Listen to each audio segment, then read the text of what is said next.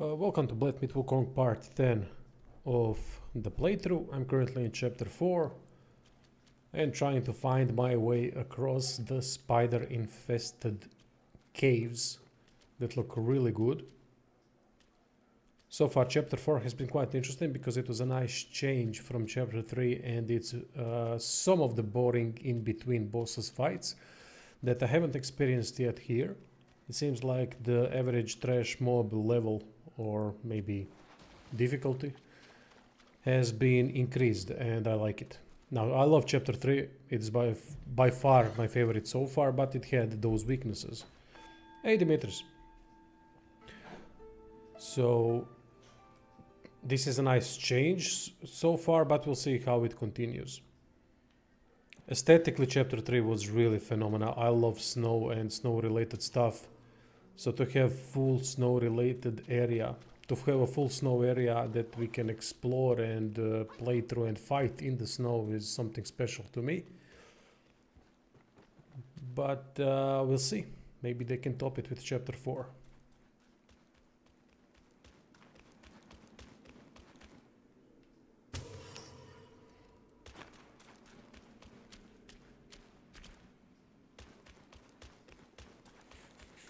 I have also changed from the thrust stance into a smash stance, the basic one, so I'm kind of getting used to that. It's very different. I mean, the heavy attack is different, but that's all that is different really in stance switches, but it really changes the dynamic a lot, because every heavy attack is vastly different from one another, from all three stances.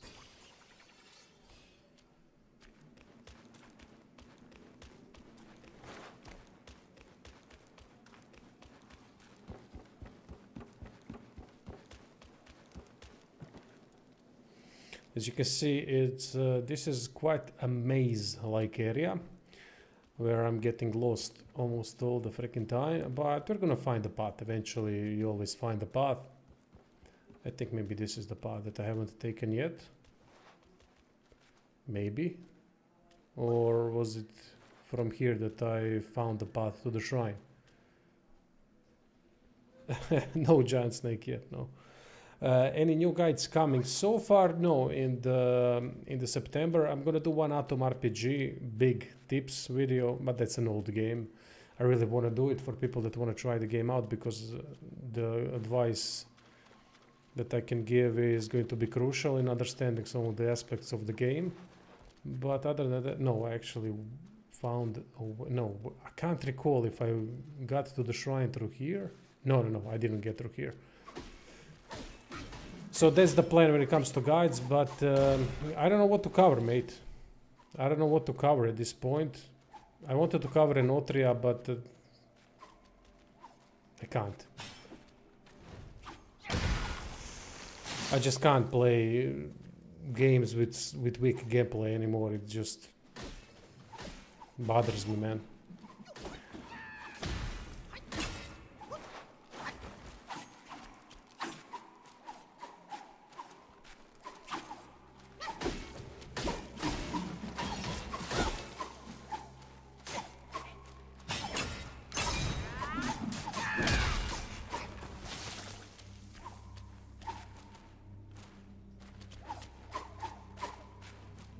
Maybe aim at a bastard that is... Oh, actually, I don't need to defeat every enemy. Let's just go. Oh, this might be the second boss fight.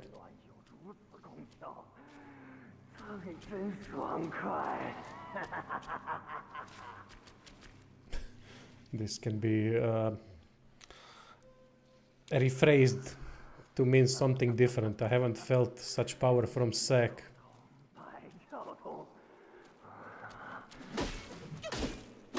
Oh, okay, that's a boss fight.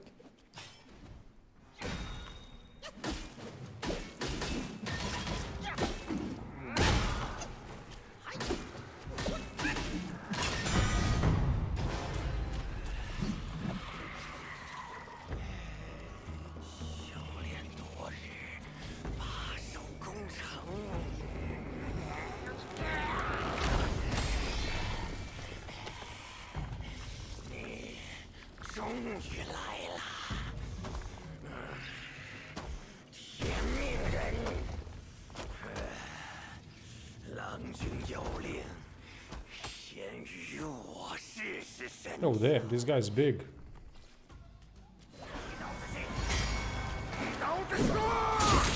Shit, I missed.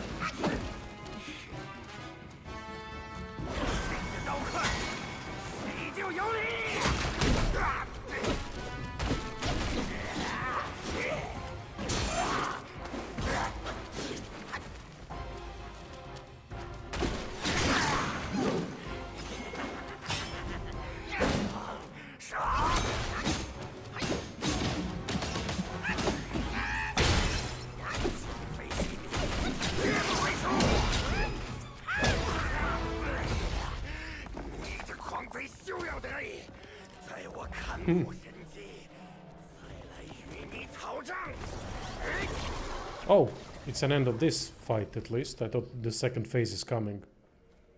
Cool enemy.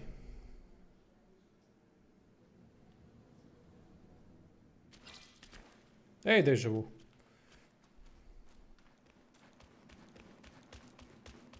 So what do we have here? Is this a dead end or...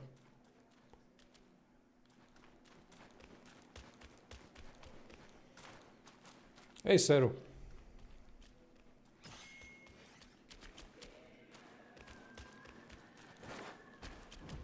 Yeah, I don't see an option to progress forward, so we're gonna go back.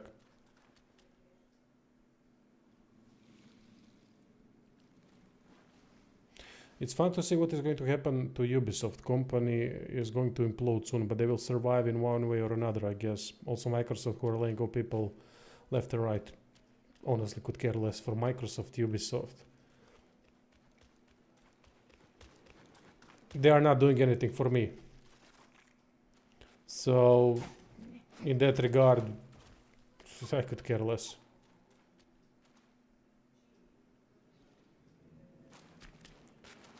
He has a secret drop. This is the first time I've fought him in chapter 4.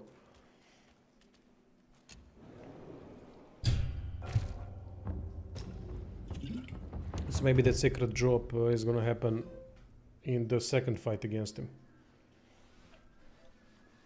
Hopefully. So yeah, about Microsoft and Ubisoft. I mean, Microsoft at least has a console, right?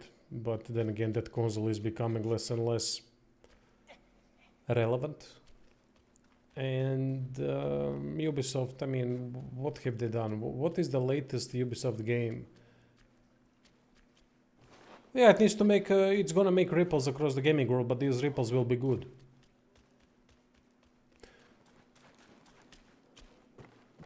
Ubisoft hasn't done a good game since what? Assassin's Creed? Which one was the last good Assassin's Creed? Unity or Rogue or what was the name of it?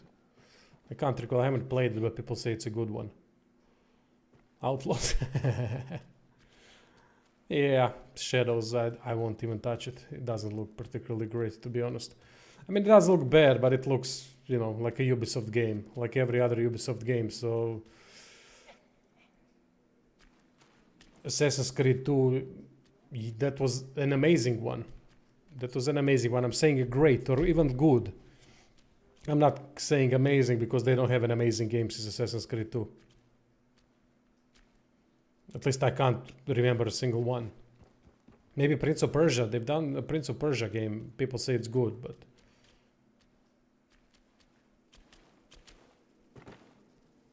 Odyssey was great for general gameplay. Odyssey had one of the worst combat systems I've ever seen in gaming history. I mean, I couldn't believe that such bad combat exists. It was so freaking bad. Yeah, I can't agree there with you, mate. It was so fucking bad, but it had a good story. From the first part that I managed to... Oh no, sorry, the Origins. No, sorry. The Origins. I'm talking about the Origins. I don't know about the Odyssey. I haven't played Odyssey, but it looked like pretty much same in terms, or very similar to Origins. Yeah, but Origins, Jesus, Origins had terrible combat. Hey, Tomek. Why is Horizon Zero Dawn remaster coming? Bloody hell, they really don't have any ideas what to do anymore, do they? I mean, that game released, what, 4 years ago, something like that. They're already doing remasters. Yeah, the combat, I can't. Combat was terrible in Origins. Story, sure. I think story was quite interesting and I liked it. But damn, the combat was bad.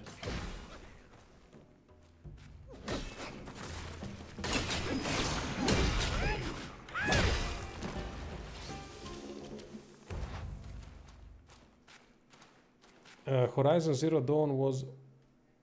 Forbidden West was the second one, right? Aha, so it's for 2017. Jesus, 7 years have flown by. Holy crap. No, I haven't played Odyssey and Valhalla. No, I don't have any interest in playing it. Shadows doesn't look bad, but it doesn't look good either to me. But then again, it's just from a trailer gameplay that I've seen. So... and by the way, I'm lost. So got no clue where to go. It gets way worse.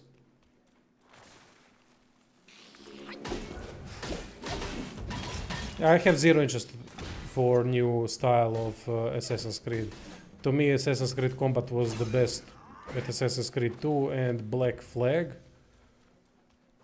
And that's about it. I've tried Origins and maybe I've tried another one, but it was really not something that drags me. I don't think they've switched to more of an RPG oriented combat and they've done nothing to really make it deeper or better or more significant or anything like that. It's just that they did it so they could introduce the more involved experience point system that the game doesn't even need.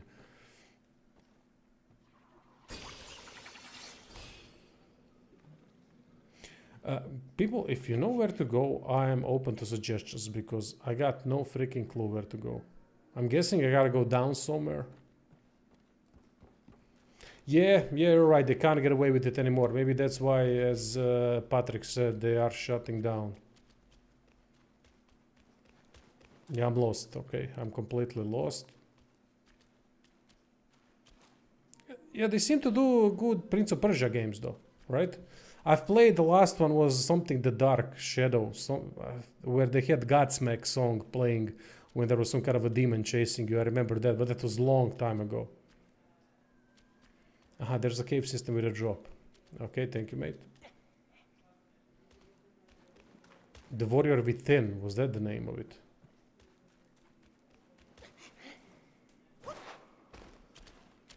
But that was long time ago. Long time ago. It was a cool section though when Godsmack was rocking in the background. You mean the old one, the side scroller? Yeah, mate, that was the first one, wasn't it? We played that on informatic class or computer class.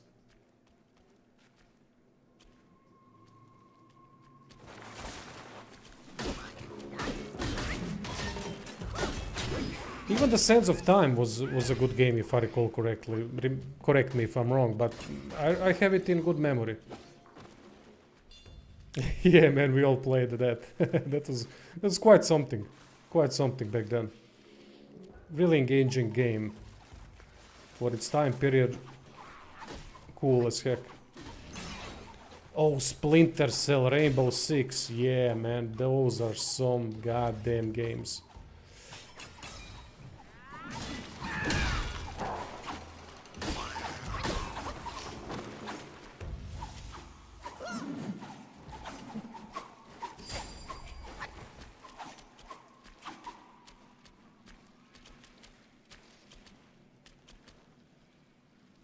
Road Rash.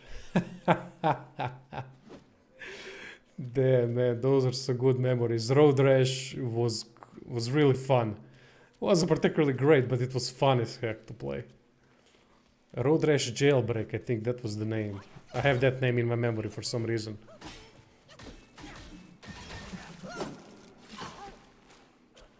I always preferred Metal Gear Solid to Splinter Cell, but I liked Splinter Cell a lot.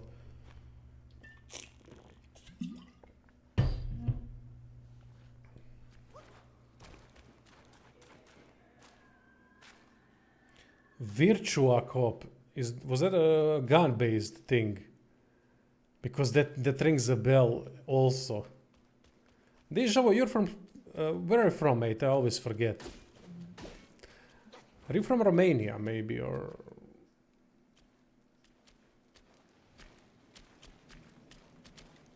Yeah, Atreus. Well, currently yes, but the map system is defeating me at the moment. India, Jesus Christ, again, I always ask that because there's another guy, I think it has a, yeah, I already explained that, my apologies,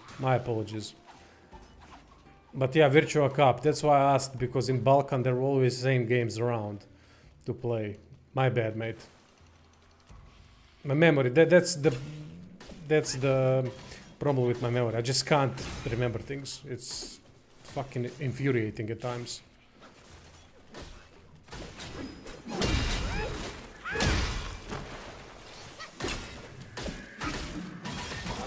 Oh, Amoni is from Romania, if I'm not mistaken.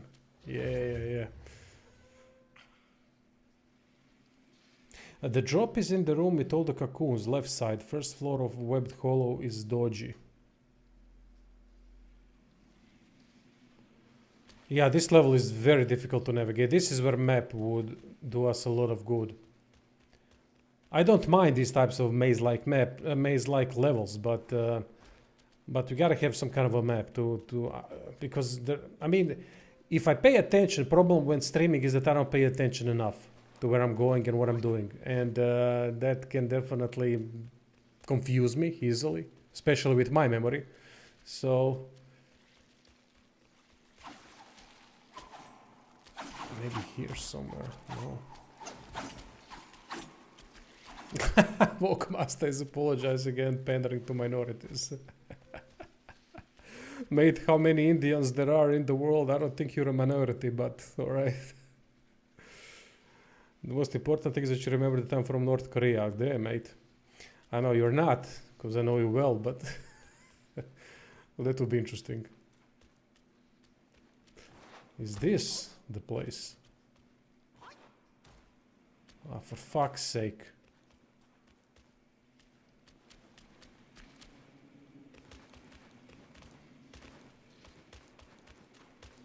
I swear I'm gonna turn on a guide on how to get somewhere. Because this is ridiculous.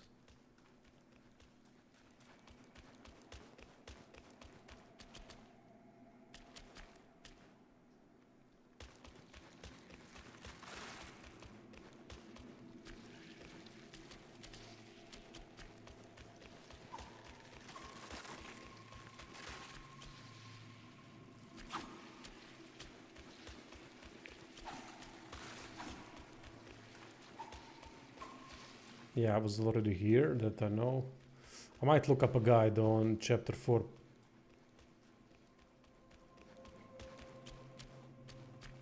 Or maybe I just gotta travel to somewhere else and this is the path that I've already taken. Yeah, I'm gonna teleport back. Can you not kill? Yes, you cannot kill them. Yeah, sure. Sorry, I'm just lost. It's very difficult. I don't want to be stuck in circles. I'm just wasting time that way for everyone. Not just you, but me too, so...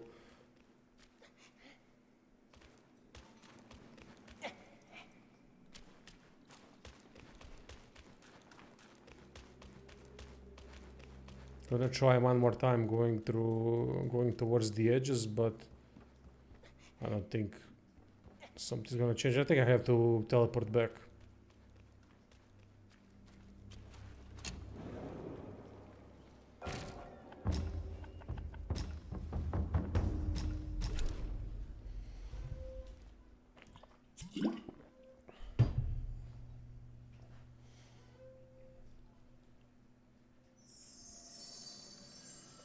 Okay, this is the first shrine of the webbed hollow, and the path that I've taken is somewhere around here, if I'm not mistaken. It was the only one that I could take.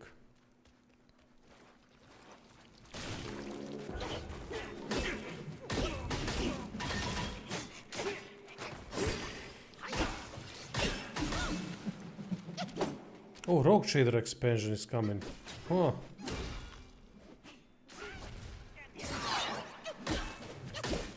I might give it a go. Gotta see if I can get a key for it. Probably I can, because I've done a lot for Rogue Trader, even though there weren't many views in it, but damn, I might actually play that. Then again, I have to finish this, have to finish Space Marine 2.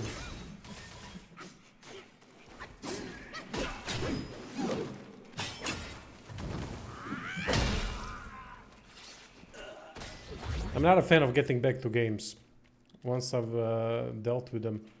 Maybe it's this. Oh, I don't think I was here.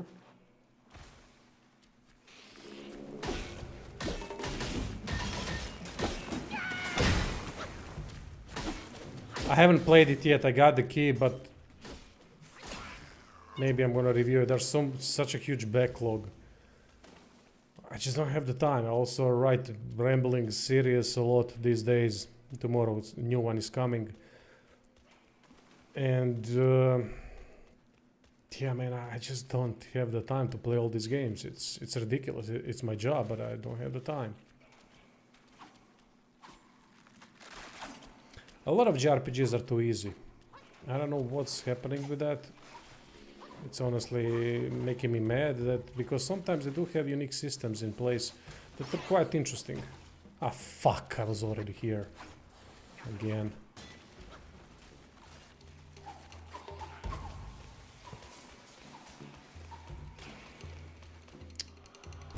Ah.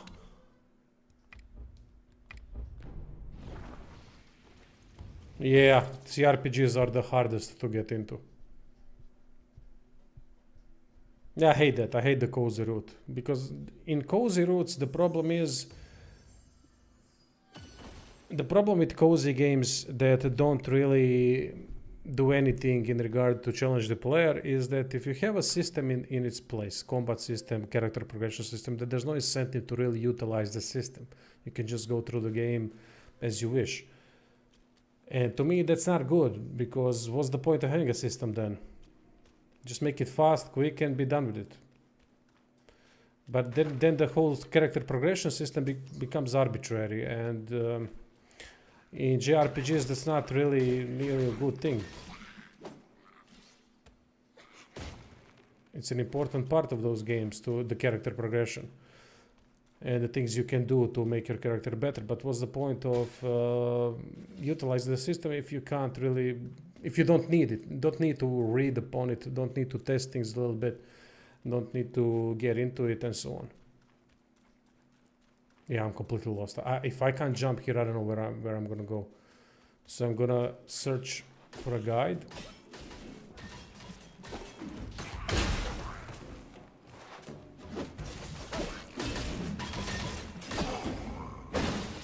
Aha, okay, thanks, Zero. Thanks for trying to guide me through this disaster, because I'm really lost. So I'm guessing rice cocoons are going to be something important.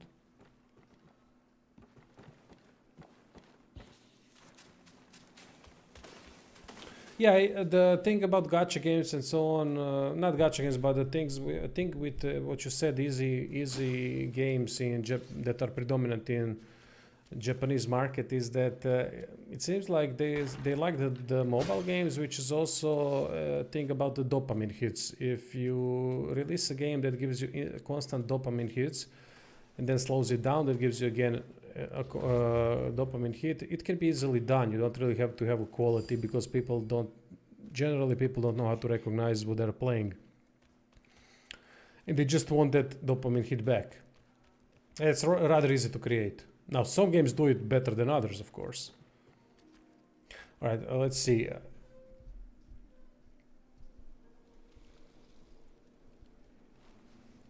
Instead of dropping down to the first one, there's a path on the right side. Okay, let's take the path and not drop, because that's where I wanted to go next.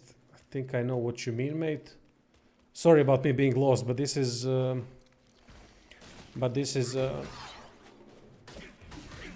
very confusing level so far.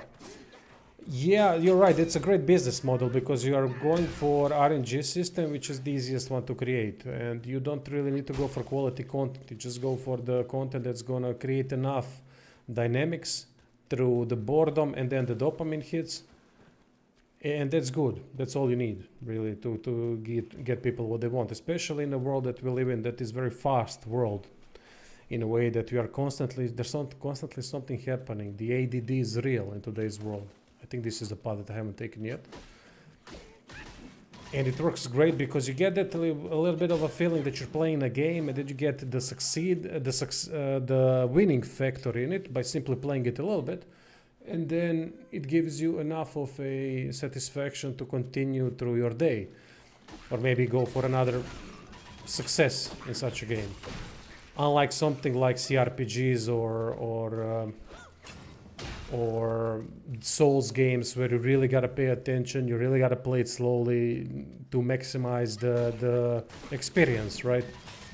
Especially if you want to be challenged, because the game is good. Those games are going to challenge you, especially CRPGs. Even on medium difficulty, you're going to be challenged.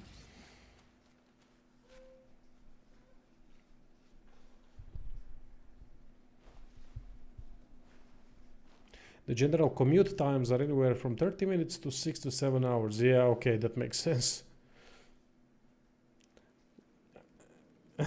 Gaming industry needs Redfall X Concord collab. I haven't played either of them, but I hear they're all bad. So I've seen Dustborn trailer. I think I've even reacted to it on Patreon and Subscribestar. I think I did. Maybe I haven't, because I didn't know what I was looking at. And boy, the dialogue was bad. It was holy shit levels of bad.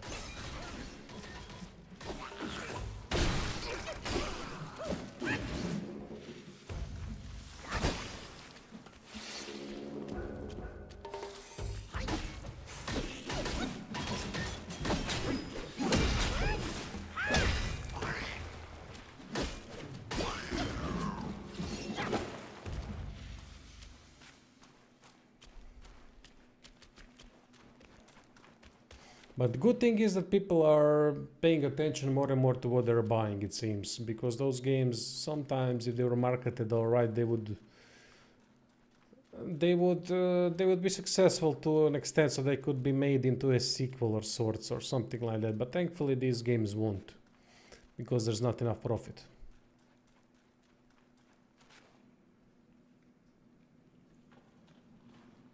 I think you may have been outsmarted in a 4D chess move, Mark. Imagine that game actually makes fun of the woke. Maybe it does, but it was a trailer and I could only see from the trailer gameplay. Maybe you're right.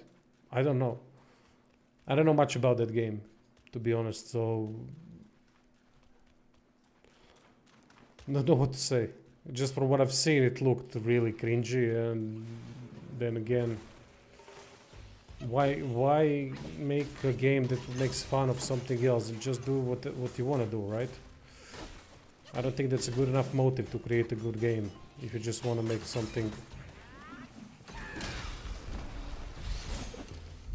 Fuck, you know what's going on.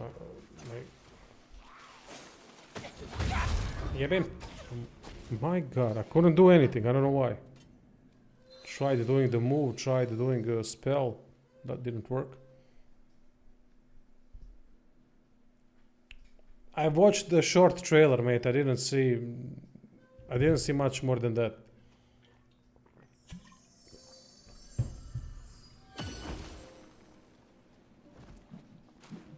To start a trend of fighting fire with fire. Alright, if that's the case, sure, why not? But is the game any good in the end? That's the question.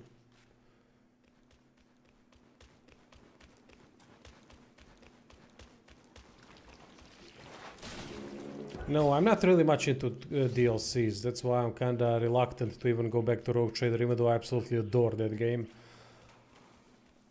It's just, I don't know, man. I might give Rogue Trader a chance, not a chance, but give it a proper try for the expansion. I just don't like playing DLCs. Most likely one and done. When I stop playing a game, it's very difficult for me to get back into them again. Because there's so many other games that I want to try or maybe replay or something.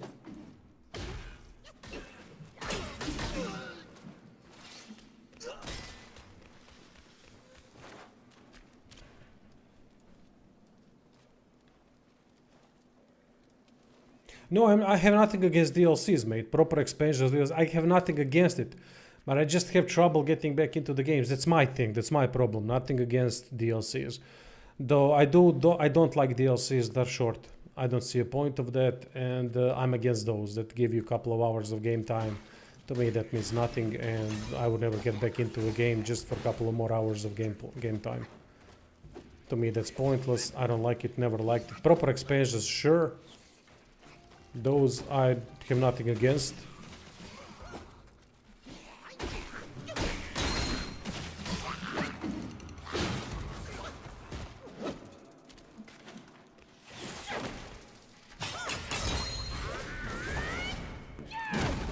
Oh my god, what an anticlimactic end.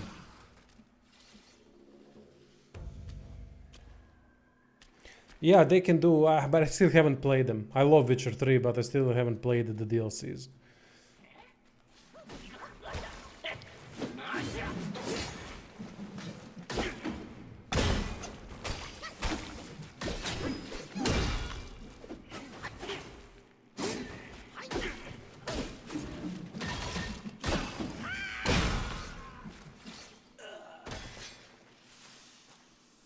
I think the Hearts of Stone to Witcher 3 is longer than Space Marine 2.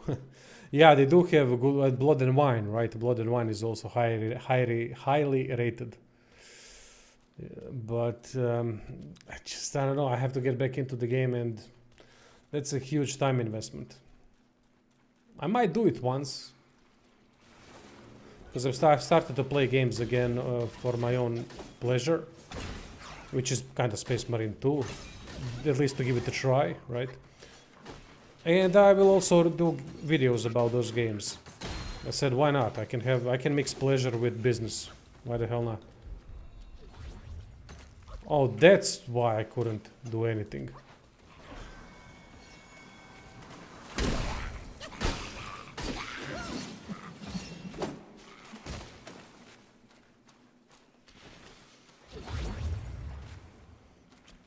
Yeah, but that's the thing. I don't like playing with other people's characters if I don't have to. I love to, if there's a DLC or something significant like that, I like to replay the game, get back into it, the story, the characters, because it's about the immersion. It's very difficult for me. One of the reasons why I don't get back to games, because I have to get back into the characters, the story, the whole situation, into the role-playing element, right? Not the cringy type of role-playing where I think I'm in that world, where I think I'm that character and all that, to an extent that I can't separate real life to a game. But I need to be again immersed into it, and that's a thing that when you get immersed, you are really immersed into it. You don't want to play anything else, and then the business would suffer. Although, to be honest at this point, can it suffer more? But I don't want to test that. And on the other side, it's also an emotional investment. Because I love good games, I love quality games, and once I get into them, it's only that. I can rarely separate the two from the ones that I'm covering for the channel. Now I could with Black Myth and Atom RPG, I could do it, and I can do it with Space Marine and Black Myth, but because all games are good. I mean, Space Marine so far is really interesting. It's not phenomenal, it's not a masterpiece, but it's really, even in a single player offline mode, the campaign currently that I'm playing is quite good. So I'm enjoying these games, but if there was anything that I wouldn't be enjoying, then I just couldn't put enough effort into two games at once. So these are some of the reasons, right? But it's mainly because it takes certain amount of effort to get back into a game. That if I want to play a game, if I really want to play a game that's that has me interested, like God of War, for example, I couldn't wait to play God of War first and the second one, and I played them after when I got them on sale somewhere. So once I started playing them, there was nothing else. There was nothing else. I couldn't care about anything else. I was just into those games, and I was playing them for whole day, every day, and it just. But I can't get into others then. Black Meat, for example, gives me additional factor, which are the streams. I like talking to you bastards, so that to me is an additional motivation to give the game a proper try, even while I'm playing something else, like I was playing Atom RPG. But I always have a main game that I'm playing at that time where I'm more emotionally invested. For example, I was more emotionally invested into Atom RPG than I was in Black Myth Wukong. So I was playing that game like a madman. And I'm not saying Atom RPG is better than Black Myth Wukong. I'm not saying that. Just that it was something that I haven't thought I would experience ever again, which is basically Fallout 3, right? The proper version of Fallout 3. And it just takes a lot out of you, you know. I'm older, goddammit. I don't have enough in me anymore. I'm not a young bastard that can go through everything, go through games on end with unlimited stamina and so on. I don't have that anymore. So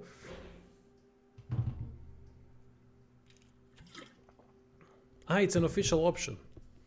Oh, cool. I did not know that there's an official option for that.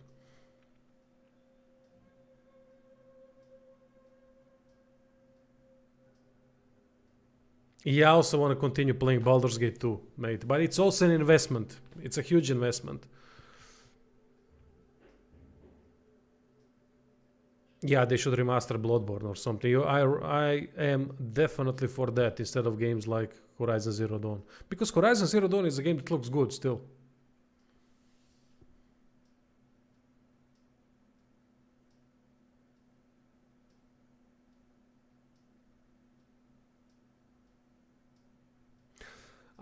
Oh yeah, Seru said that maybe they lost the code, so they can't do anything with Bloodborne, which would be fucking failure of the century in gaming industry, considering how good Bloodborne is.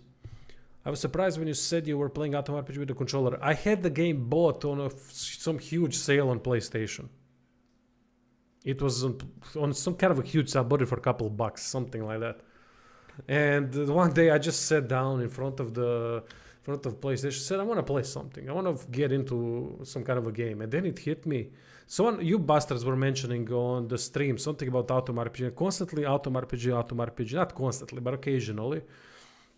That game was mentioned and I knew I had it in the library. So I said, you know what? Let's give it a go. I mean, it's similar to Fallout. At least people say. Even though I didn't believe it at first.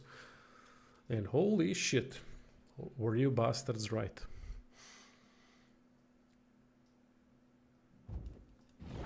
It got me in so goddamn fast. So fast. Even with all the flaws and all that, but that nostalgia factor, goddamn. It was the smile on my face when I figured out that I'm actually playing Fallout 3. Ooh. It was a special thing playing through that game.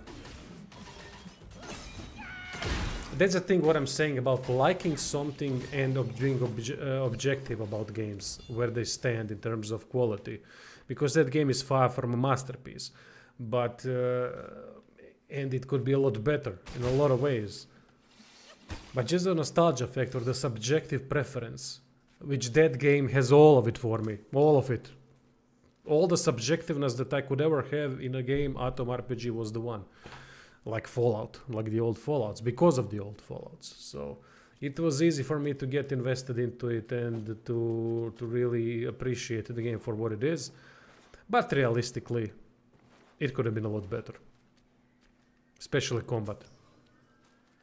I think Wasteland 3 is probably the best modern Fallout game that you can play. Even though it's more of a squad based, but I think Wasteland 3 is better than... At least it had potential while I was reviewing it. It had potential to be better than Atom. Because it does combat better and it still has fantastic writing. I mean, in Exile does amazing writing. One of my favorite writing styles of modern CRPGs is Wasteland. It's highly enjoyable. It's so down to earth. like your neighbor was writing something, but it wrote it in a quality style, not pretentious or anything like that. No, back to basics.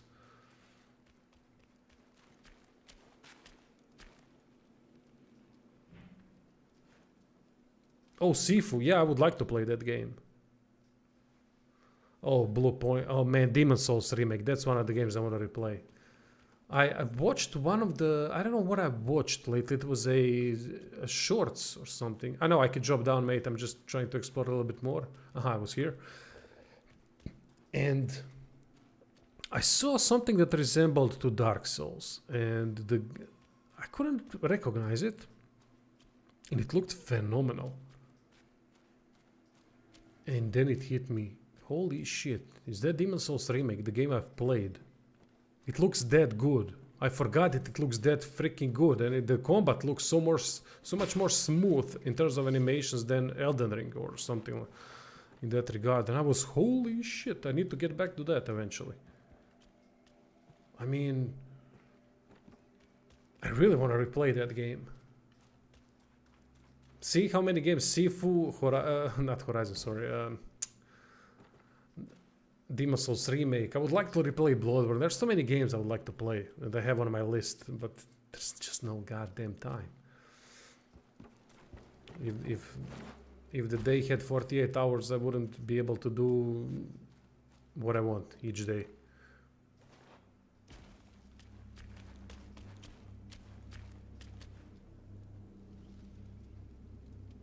You don't want my neighbor, right? Yeah, I mean, you get what I mean by saying that, right? It's more down to earth. For example, Obsidian are pretentious. They have a pretentious writing style, but in a good way. I'm not saying any. I love Obsidian. You guys know I love Obsidian. You know how much I love Pillars of Eternity 2. That far is one of my favorite CRPGs of all time. So you know how much I appreciate Obsidian. But sometimes they do go overboard. They're farting into the wind a little bit with their writing. That's why I loved seeing. I love that people finally convinced me to play Baldur's Gate 2 and to finally see the concise writing style of Baldur's Gate 2 and the humor behind it is something to behold. I mean, I haven't played the whole game yet, but from what I've played, fucking hell, that's what I talk. That's why I love Fallout so much, because it does that, but it does it in a more brutal way. But it does that simple style of writing, right? But it's a simple style of writing, but quests and decision making is fantastic in a way that there's so many options to choose from, and everything leads to sometimes ridiculous conclusions. It's more about the where the writing takes you, not what it describes. And this is, I think, that Obsidian can sometimes go overboard. Nothing wrong with that. Nothing wrong with that. It's just a preference, right? Just a preference, nothing more.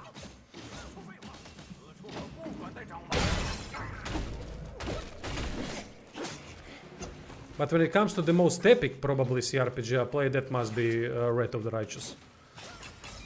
I mean, what they've done with those mystic paths is just something I always wished from CRPGs, to go be ridiculous. Let me play a fucking proper necromancer, be a goddamn dragon, be an angel, be a demon. I mean, that's some ridiculous shit. I always wanted it. I always thought that what's the better genre than CRPG genre to actually do that. But the problem with Wrath of the Righteous, especially in playing on hard difficulties, was always the fact that there's too much buffing going around and it becomes tedious. I understand that preparation is important, but it just then you see something like Obsidian and Pillars of Eternity to that far, where they adjusted the system, so it doesn't have so much of everything of that is in Wrath of the Righteous. And I think the Pillars of Eternity that far in terms of gameplay and character progression, I think it nailed everything. I think it nailed things so damn well that it took the best from everything and they modified it in a way that it would be exciting, that wouldn't be too tedious at times. And I think they perfected the CRPG system into that far. Hey, Sam.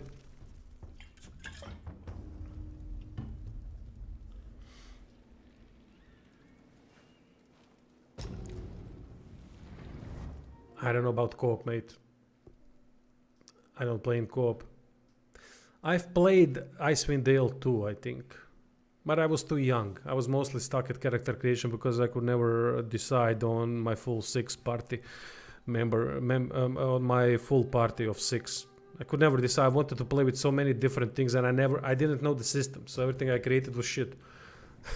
It was embarrassing, and I was embarrassed to play on easy. But that was long time ago. The one game that I actually learned Dungeons and Dragons system was the Wrath of the Righteous. That's the game that gave me the push. They also sent me a cool collector's edition. I think I posted it on the community to cover the game. I can't thank them enough. It's epic. I got some kind of a snow globe, unique snow globe with a character inside. I forgot which character, one of the characters. So kind of a cloth crafted map of the world. It's fantastic stuff. The first and ever collector's edition I've received. So I was quite happy with that. And the game did well on the channel. Nothing extraordinary, but man, if I had a game that I could cover like that today, shit. That would give me such views, I'd jump on it right away. But there aren't that many games today that require such things.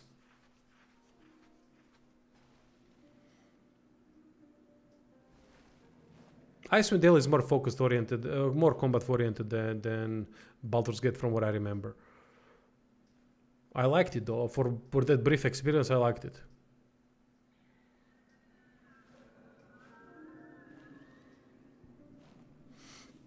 But those mythic parts, man, that was good. That was... I was so happy when I saw that. And then they had that stupid shit, that fucking complete failure of Heroes of Might and Magic combat style. Thankfully, they knew they fucked up and they said, you know what, you don't have to do this. Thankfully. I mean, that's a self-aware developer right there. And there aren't that many around that would admit, even though they added a lot of time probably to make it happen, they said to themselves, you know what, this sucks. Let's not make people play through this. Base management is not that annoying, but the problem are the fights. Fights are so goddamn boring in Wrath of the Righteous. The whole turn-based Heroes of Might and Magic system is terrible. I mean, it's so cringy to you. Imagine Heroes of Might and Magic 0.5. Not even the first one, the second one, or the third one, but 0.5. Like it was some kind of a prototype. Something like that. I don't know how to describe it other than that.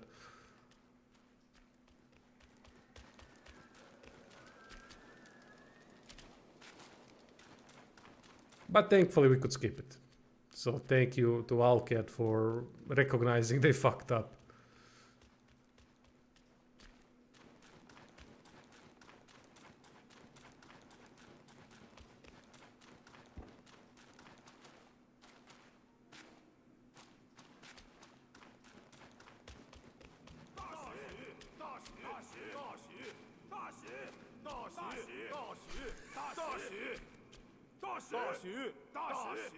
What the f-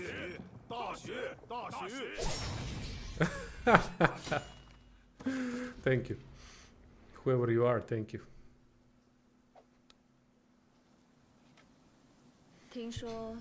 I love the crazy, ridiculous characters in this game.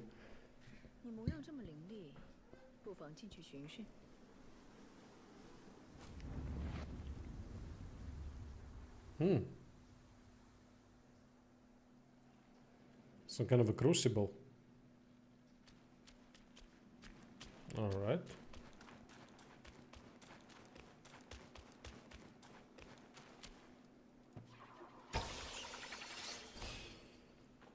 I should have healed beforehand. Dumb mistakes. But I've been, as you've seen from one of the Ramblings on a Madman videos, I've been enjoying gaming quite a lot recently.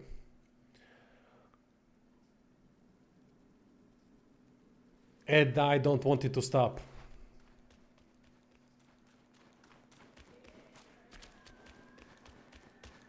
But it will, it has to. This is not realistic.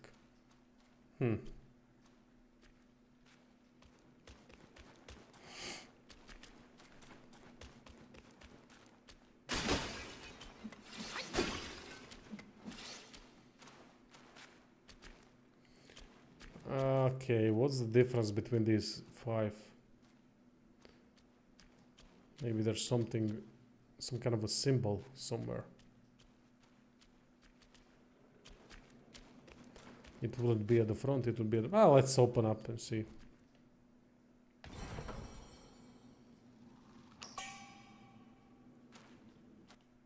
Alright. Oh, I still have to check Sword Haven, mate. Thanks for reminding me. No time. Just no fucking time. But I will. I definitely will. I have it written down somewhere.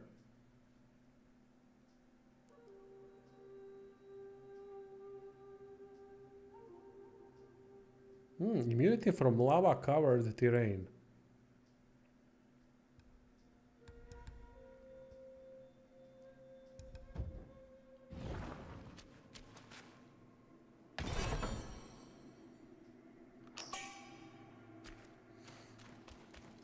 Oh, I thought that there would be mimic chests or something. Damn. This is all profitable. This is all good.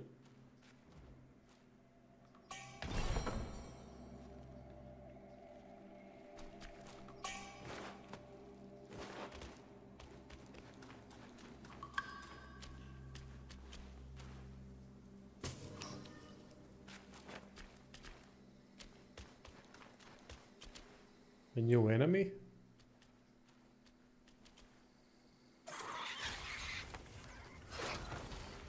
To Goku. But then he would be using a staff, right? So that's kinda...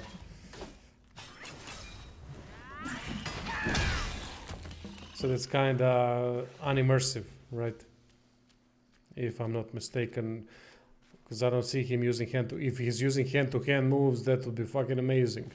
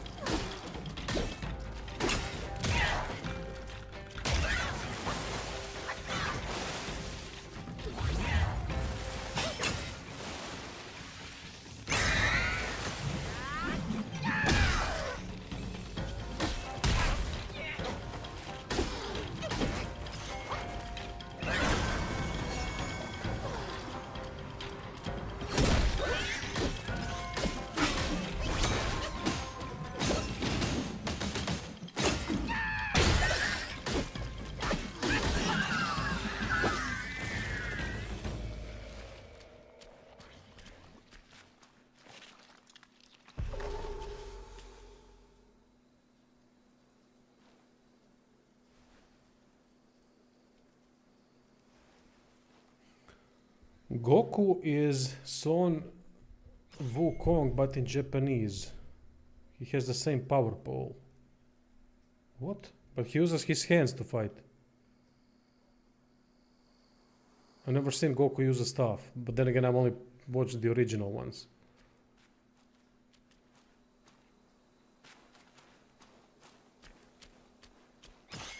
I mean, correct me if I'm wrong, but I haven't watched Dragon Ball Z past Majin Buu. That's the last one I've watched, and that's it. Then I started to fuse and bullshit. I said, no, get it away from me. Got bored by that.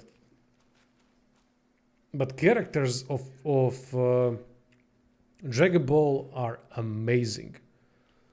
The character variety, holy shit, man! In that game, in that anime series, is fantastic. I couldn't get enough of the characters, even the villains.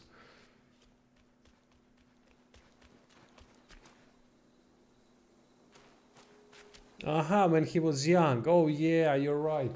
You're right.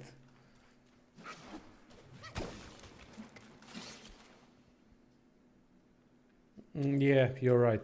Now I remembered. Yeah, I watched some of the original Dragon Ball, but preferred Dragon Ball Z. So, accomplish by going here? I mean, I accomplished opening a lot of chests. That much is certain, but...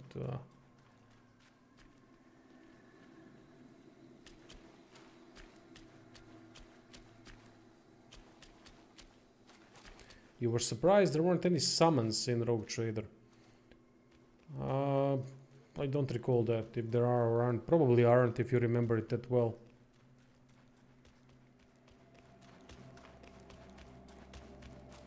Maybe they added through the expansion.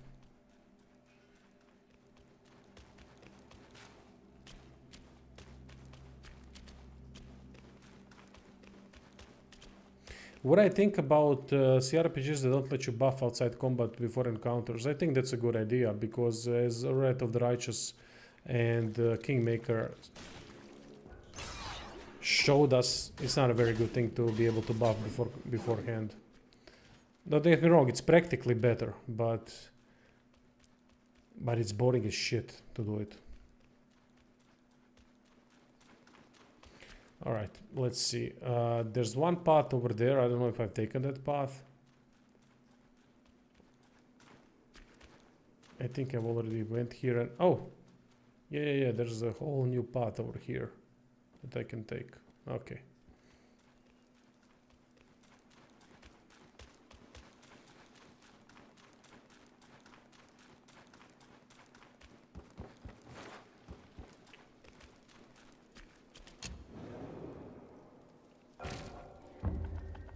The problem with buffing before combat is that you need to know that there's a fight ahead.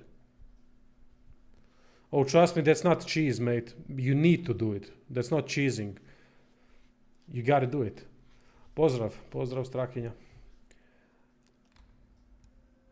You gotta do it. There's no other way. If you don't buff in Pathfinder, you're fucked. That's the game mechanic, you know. But the thing is, you gotta know that there's a fight ahead, and that kind of ruins the whole thing. And it can become tedious.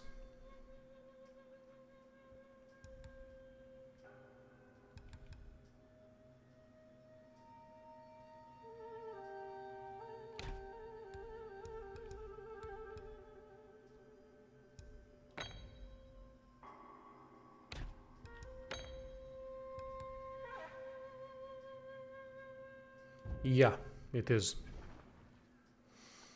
It is. Definitely, it's worth playing. It's a special game. You won't find many games like this. I hvala što si na engleskom pitao. Možemo mi na hrvatskom ili balkanskom, kojem god, ak treba.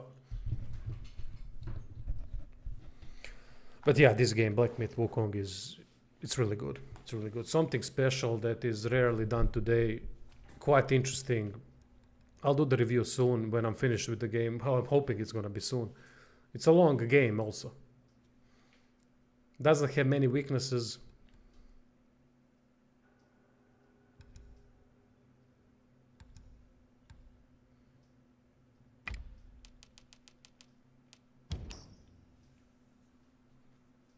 Yeah, it would depend on the enemy. But usually you reuse the same buffs all over again because you're trying to make yourself strong, and then during the fight you're trying to weaken the enemy. So the buffing is always that makes you stronger, right? But you can also change elements, I guess, of certain attacks.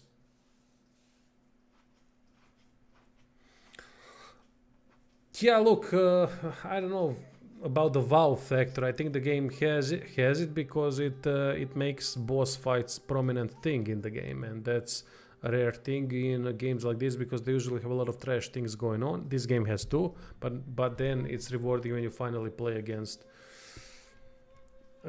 the bosses. There's a definite disbalance in bosses, but that's alright because there's so many of them. And the characters and the story, lore, fantastic. Really fantastic.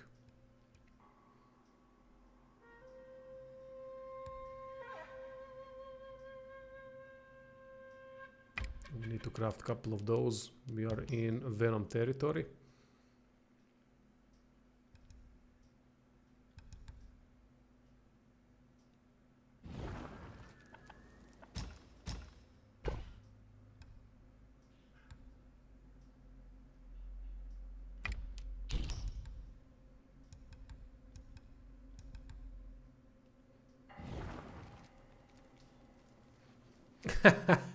Sure, deja vu.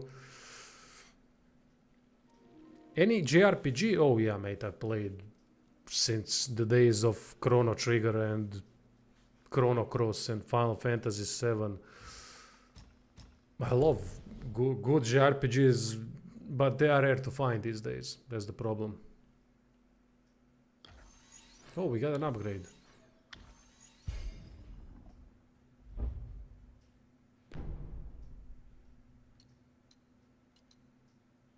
Aha, so I need to choose which one. Ah, alright, my bad there. Possessed with charge heavy attack each. I thought that these were all the upgrades of sorts. Chained Echo is fantastic. I haven't played Sea of Stars, but I heard it's really good too. I love JRPGs, but problem with JRPGs in today's world that there's very few of them that are actually worth playing. Because of they kind of changed the focus a lot on what they want to do. Most of them are too easy, or they go way too back in the past, like Eiyudan Chronicles, and fail in creating some sort of a experience that would make it, you know, be a little bit special in a way. So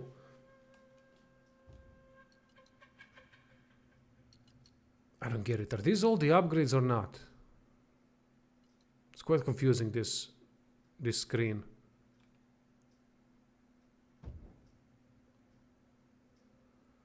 Hey, MTC.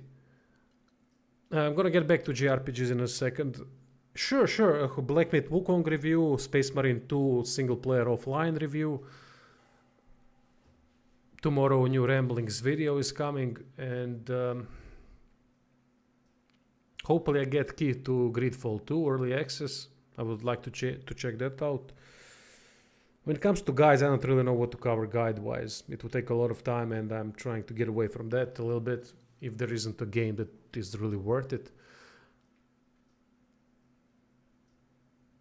Yeah, Eden was going too much for a nostalgia factor, and it failed in creating an experience that would be worthwhile. They are different weapons. The upgrade list is to unlock a different form. But how do I equip this one? I don't have a button to equip the other ones. Sorry that I'm stuck on this screen, but I'm trying to understand. I know that there are different upgrades, but I don't have these unique effects, right? These unique effects, it's only from the one staff that I have. For example, if I equip this staff, this one would be. You have to upgrade the weapon. But it's already crafted.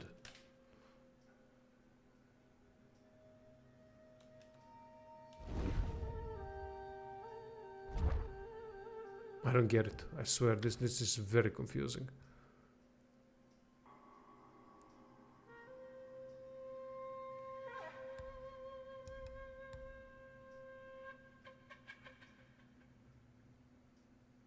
Ah, craft weapon at the shrine lets you swap.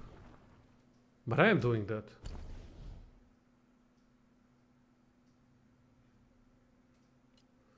Oh my god, I have to recraft.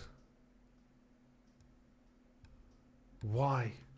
What kind of a mechanic is that? That makes no fucking sense. So if I want to have this again, I have to craft it again.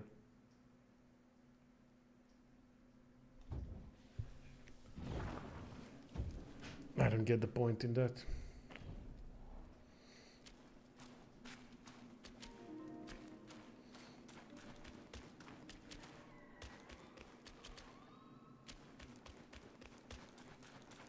So what's the specialty of this one? I forgot. Oh no, I don't. I can all do this. My god, am I an idiot?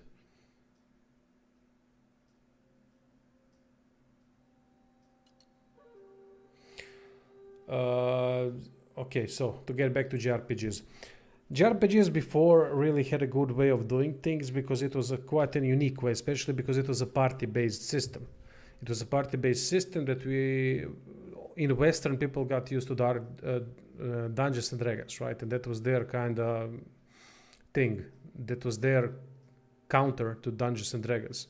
And the one thing I always respect about JRPGs is every almost every JRPG, especially if you look at Final Fantasy 7, 6, 7, 8, 9, 10, 11, 12. Each Final Fantasy had a different 11. I don't know, actually, I haven't played 11.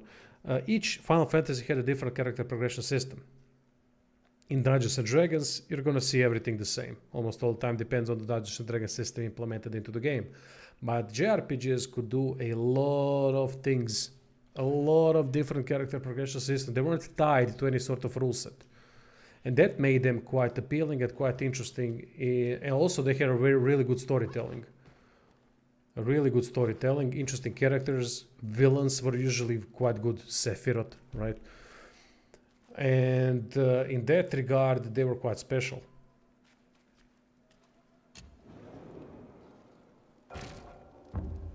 Yeah, thanks, Seru. I got confused a little bit.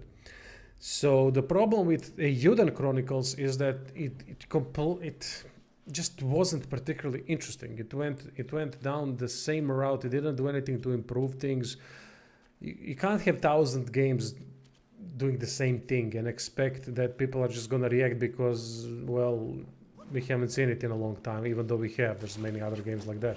For example, compare Chained Echoes to Eiyuden Chronicles.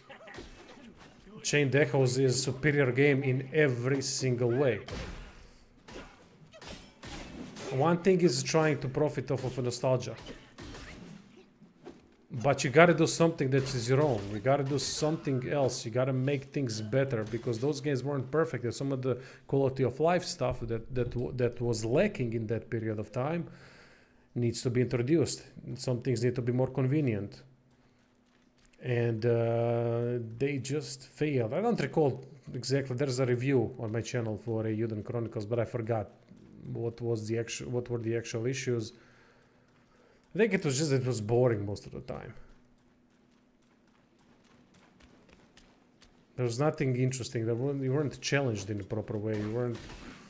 Some fights were, but then others weren't. And then what's the point of having 1,500 characters if the result is always going to be the same, more or less?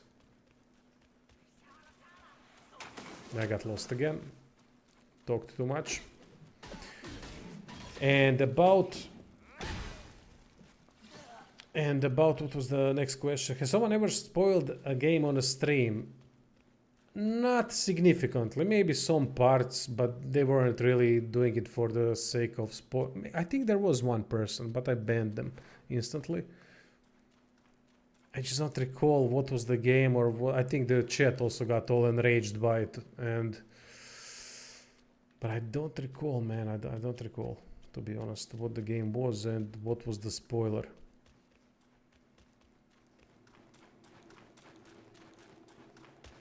Yeah, I got lost again. I know there was a path somewhere. I've taken this one and that was a dead end. Then I've taken, well, that's the only one other path to take, and that is this one. What do you mean immune to spoilers?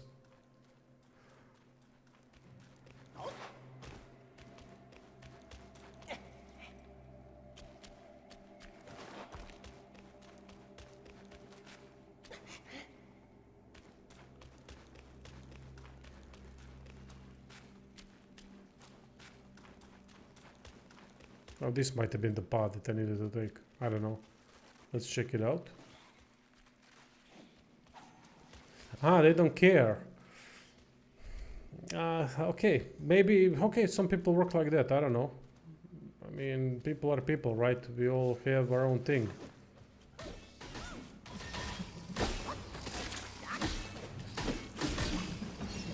Hopefully I'm not going backwards.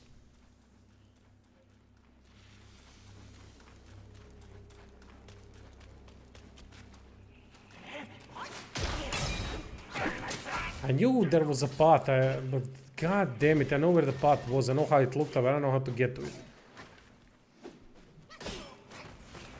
This game needs a map. Yeah, me too, maybe that's, I think this is the, oh yeah, this is the path, this is all good. But yeah, I too don't frequent social media, so I don't care. For example, I didn't know I played God of War Remake, the first one, a year and a half after it released, maybe even 2 years. I bought it for a much cheaper price and all that because of it. But I didn't spoil anything for myself. They haven't opened a single God of War video because I knew I don't need to watch anything. Why would I watch anything about a game that I know I'm going to play eventually? And it was a good thing to do. Also, my best mate, he also did the same thing, and we enjoyed tremendously playing through it because we didn't have anything spoiled.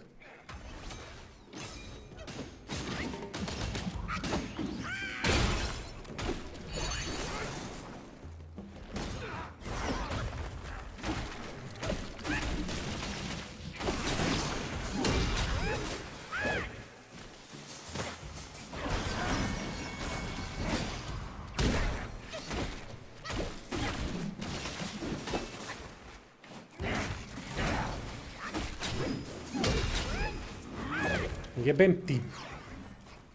Mamu, da ti jebem.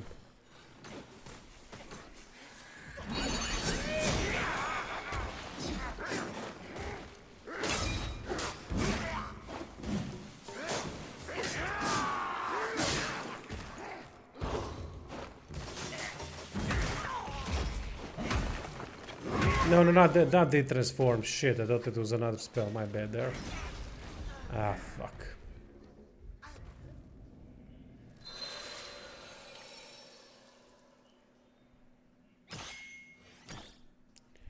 One friend who doesn't play video games without reading a playthrough wiki.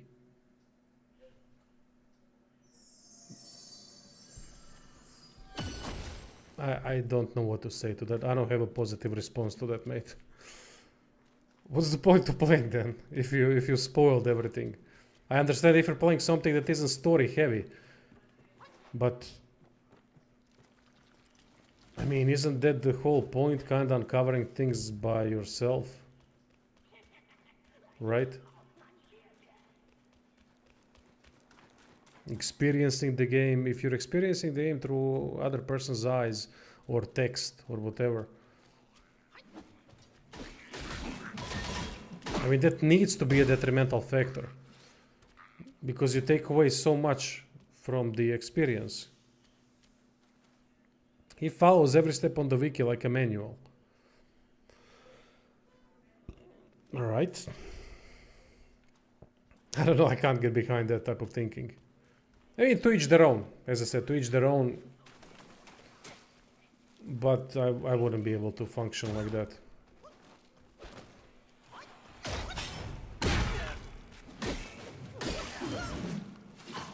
I truly love video games. I have a passion for them. I had a passion for them since I was a little bastard. So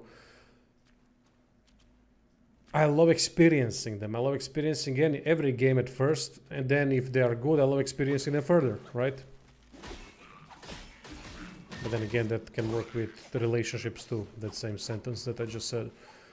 So, you know, it's a weird thing. It's a weird thing. Although, to be honest, if I would apply that same principle to relationships, I would rather read the wiki for a relationship to know who I'm with before I actually invest time in it. And emotions, right? I would talk to the exes to see what the deal is, right? That I would rather do than spoil my game, without a doubt.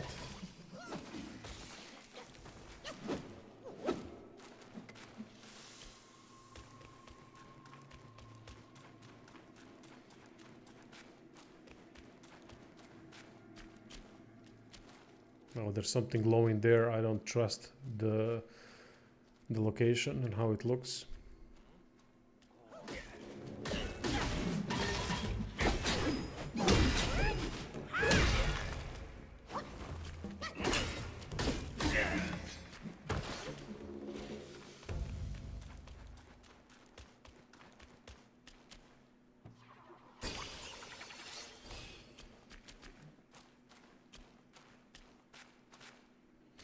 I'll be right back, 2 minutes.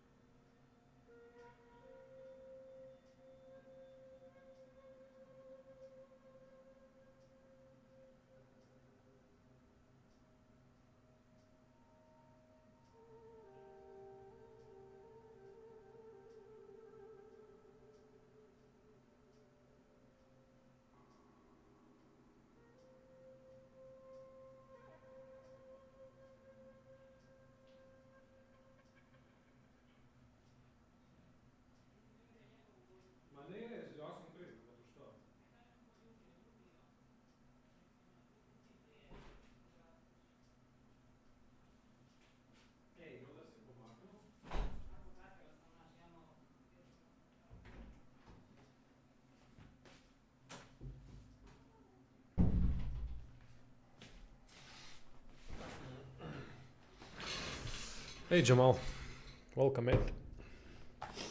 Also looking forward to Outward 2, like those open world RPG, they actually need to pay attention and write things down. I didn't like Outward. I didn't like it. Too much time wasting for my taste.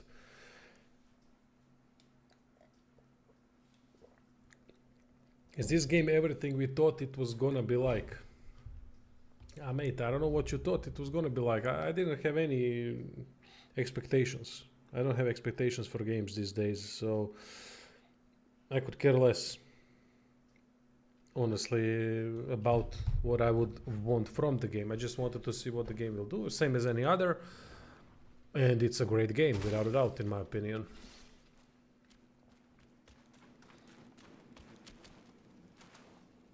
Game of the century. I wouldn't agree about that. It does some really interesting things that a lot of games should learn from, but game of the century, no.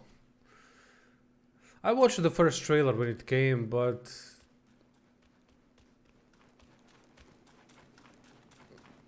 as I said, I don't have expectations until the game's actually release. I don't trust trailers, I never have and I never will.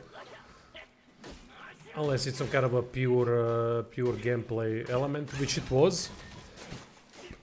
But then again, especially in such a game, combat feel matters a lot. And if I don't have that feel, that can only be acquired by playing the game, means nothing. So my expectations weren't any, and I don't know how other people expected. That's the problem. You should never have expectations about the game. It's never gonna lead to anything good.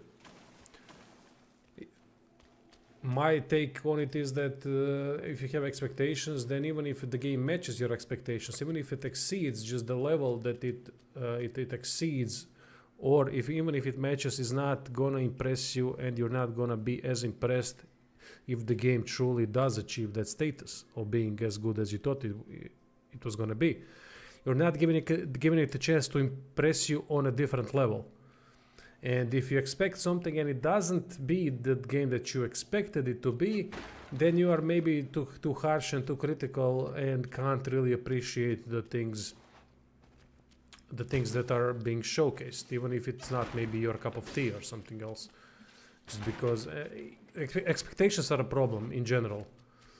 One of the best things in life that I managed to accomplish is remove expectations from everything in life. I accomplished that 2 years ago when I was really struggling mentally, and it was one of the best things I've ever done in my life. I got no expectations of anything, be it video games, be it a relationship, be it nothing. Each day is new, start it new, do your best, give everything a chance, and that's basically it. And it really works wonders for games too.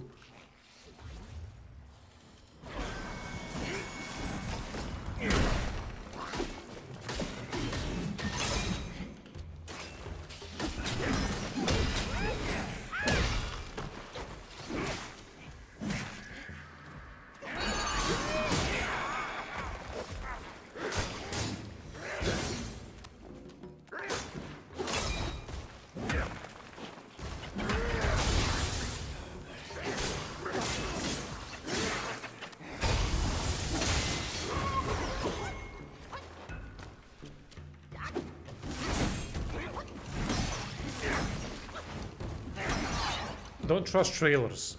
Even if you see what's in the gameplay and all, don't ever trust anything, because their point is to sell you the game. So they gotta make the game look as best as it can, otherwise, they're hurting themselves in the process. Same thing for every product, really. You gotta experience things yourself to be able to make a decent judgment of things.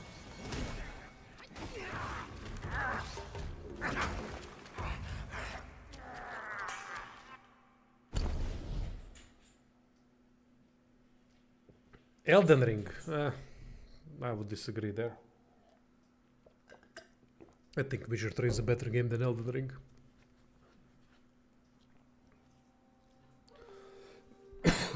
Yeah, Wukong runs good.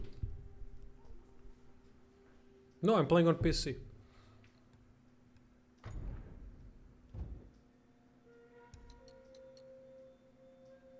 Yeah, and the Elden Ring is great. I don't think it's as great as people say it is.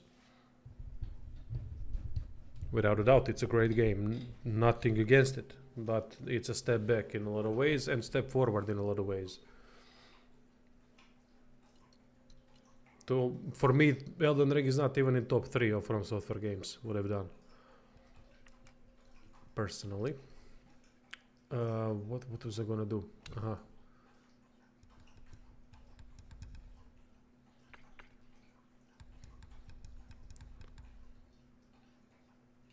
For a short duration after using the gourd, inflicts a poison state on the destined one himself.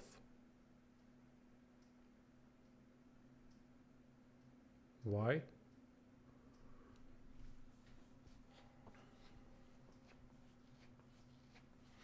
The DLC was a letdown. See, I thought the DLC was an upgrade, or it had a better open world than the original.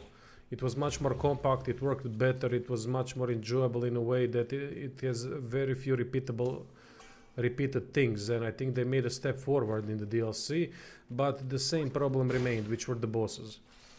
Even though aesthetically phenomenal, as they always are, fights are epic as heck. Mesmer fight, holy shit.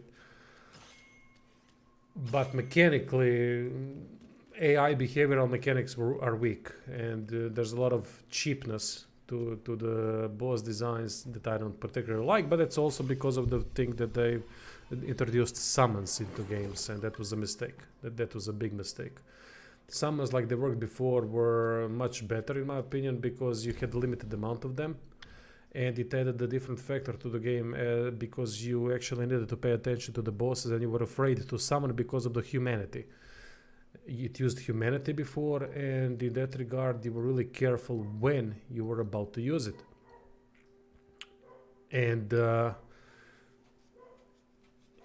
cool thing about it is that you really needed to carefully plan your next attempt on the boss. In Elden Ring, those summons that you can summon every single time, and then added on top of that are gold summons that are story related summons. It made the bosses act in a very different way. It made them act, they were buffed to cheat all the time, so they could be able to handle more entities than one. And that completely destroyed the one-on-one factor that the games had before. Although bosses have fantastic mechanics. I already explained that in the review. They have fantastic mechanics, fantastic movesets, fantastic everything. But their behavior that works outside of the rule sets that exist, and the cheapness of some of the attacks and the damage done and all that is just something that reduces the fights a lot. Even though when it comes to Elden Ring, they still have they have the fantastic fights. Same like I say in Neo. Even Wolong has better combat than most of the games that you ever played. But it's a downgrade for Neo, downgrade from Neo, right? Same thing with Elden Ring and the bosses. For From Software, that was not good enough. But if you compare it to something like Kenotria or something like, I don't know, Surge, games like those, it's far better. Yeah, of course. But I didn't agree with the Scarlet Tree or whatever the name is, fragments. That mechanic was completely stupid. I don't agree that it's a good mechanic. I can't. I explained why in the review. I don't recall why now because I don't recall the exact reasons why I said that, so I don't want to jump in my mouth by telling you something that is wrong.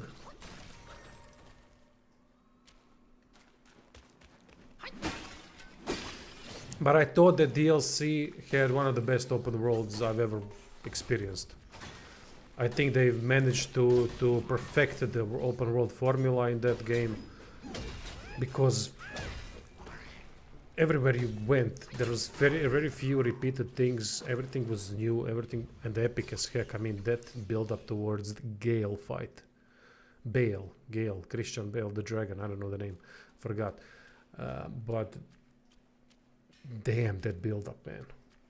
Going on the mountain. Holy shit. That's from software I absolutely adore. They have a fantastic way of creating an atmosphere through the environmental storytelling. And I think they've done a great job in the DLC and Elden Ring regarding that. Curse you, Bale. Yeah, but Sekiro, see, there's the difference. Sekiro, the thing about Sekiro is that it was balanced around the parry mechanic and that type of a playstyle. It has much faster playstyle. It has a much different playstyle in terms of combat. It has some touching points as From Software games, but it was completely different combat style. And the balancing of Sekiro is something to behold. But it was easier because they didn't have stats. I think Black Myth Wukong also would be better if it didn't have stats. I think that stats don't add much to the game. And they actually, I still need to confirm that theory. I don't know if that's correct or not, but if you upgrade the armor sets from one tier to another, then I don't know if they preserve the same effectiveness as the armor sets that were already on that higher tier. I gotta test that. If I'm wrong there, then it's good, no problem there. But I don't see, honestly, the point of stats in this game. I just don't see it. See ya, Jamal.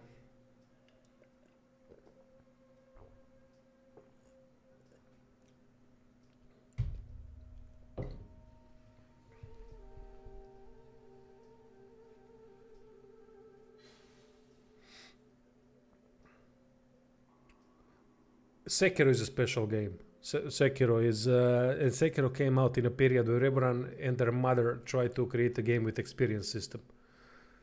And then From Software, the brilliant company that they are, said, you know what, we're gonna do a complete opposite. We are known for Souls series, but we're gonna create something that doesn't have stats at all.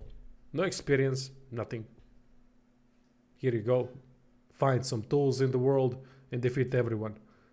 Just the way you are.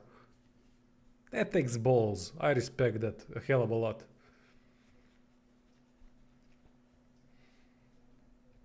Some builds needed combined with the centipede armor you take really low poison damage. Then there's a stuff that lets you apply poison on crits, but you also need to be poisoned. Oh, alright, interesting. There's a secret armor you can get which boosts your defense based on your relics. And then there's a stuff that increases your damage based on defense. Secret armor you get which boosts your defense based on your relics.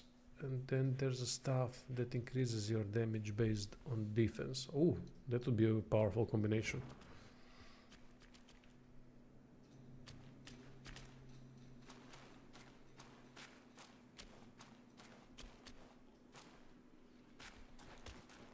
Six chapters, I'm at chapter 4. What the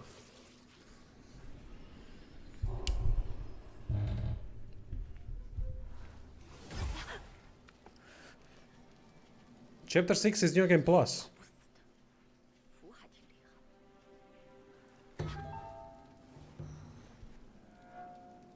这么快就能上蹦下跳了？若不想惹祸上身， Aha, the secret 这 armor. 里的事你最好少管。趁早追上那只猪要紧。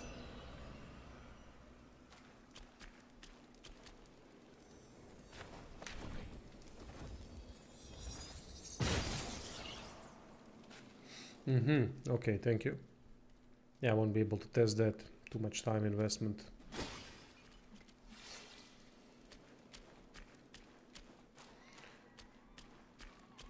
Okay, what did I gain by doing that? Maybe open a new path.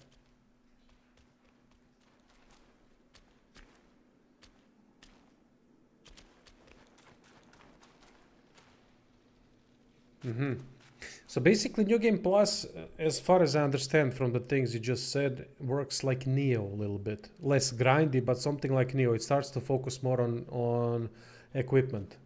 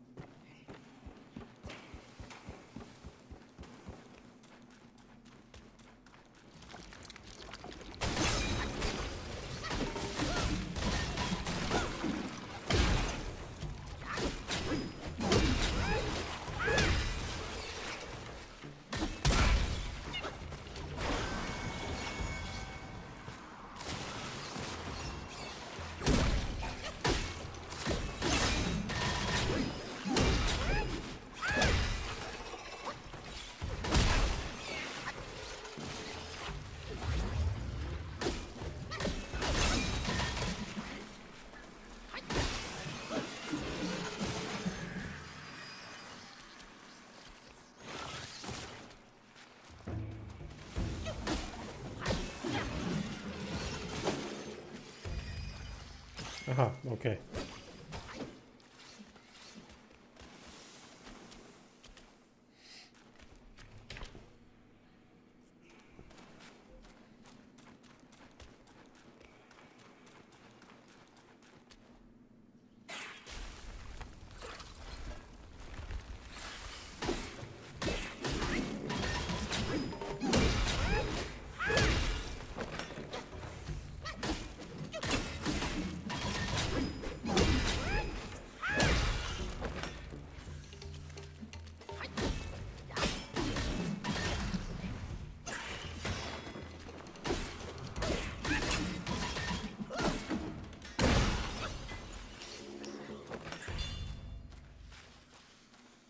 Oh, new shrine here somewhere. Nice. We are making progress.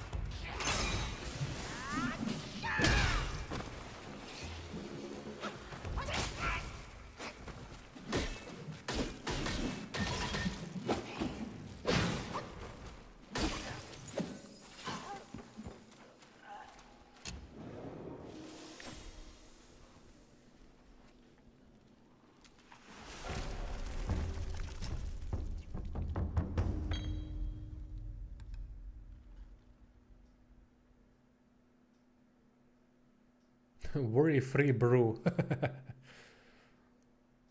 That would be a fantastic name for a beer. Worry-free brew.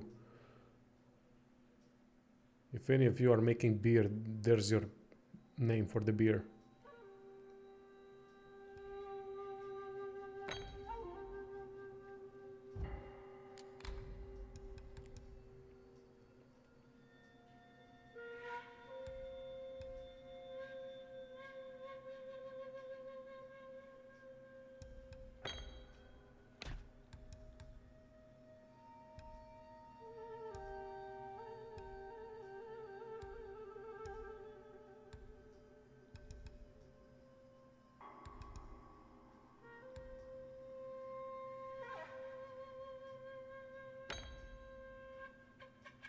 That's how I look at beer while I drink 50-gallon jug a day. Whatever works, mate. Whatever keeps you afloat.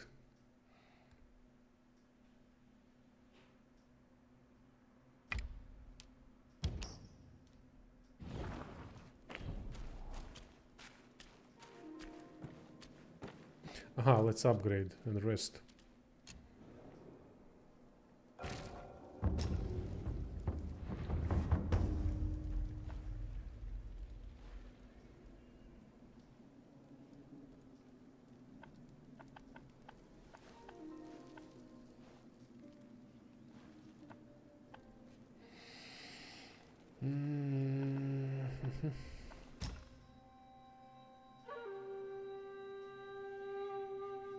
Sour bastard, that's my type of beer.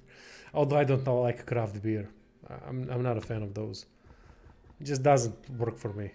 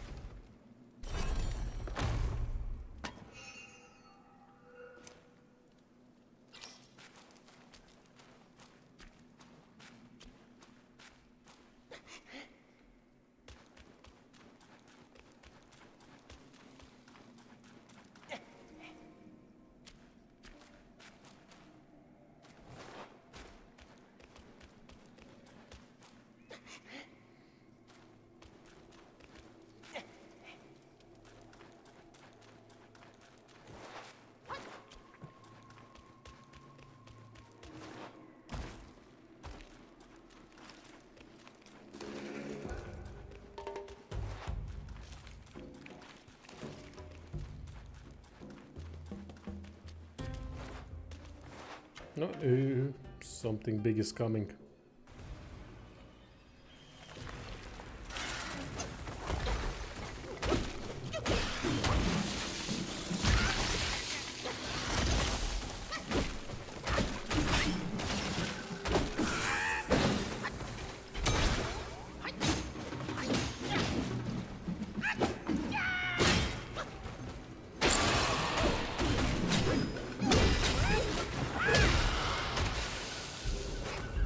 Damn, that poison is tough.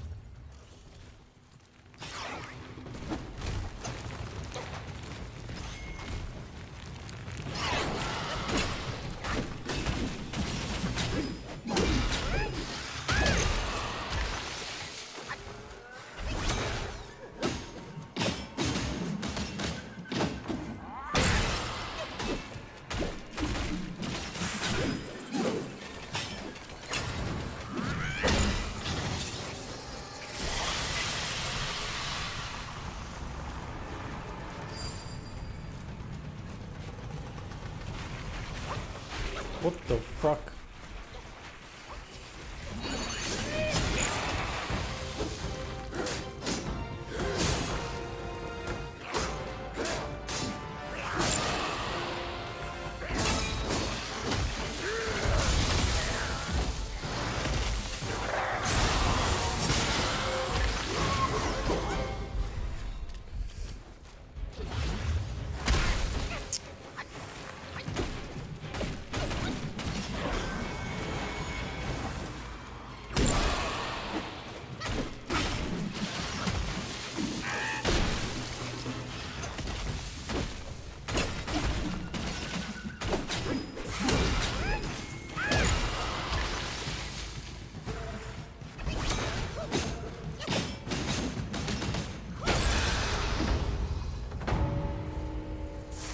Yeah, Cloud Step is real. I like the Cloud Step. Maybe my favorite spell.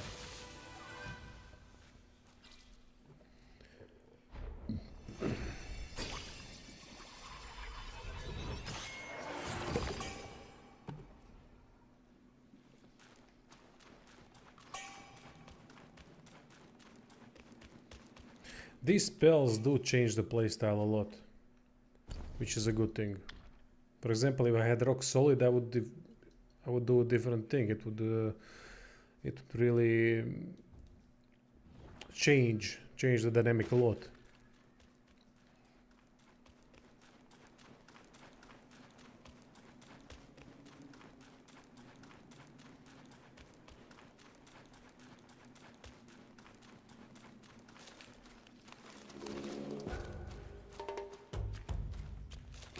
Oh.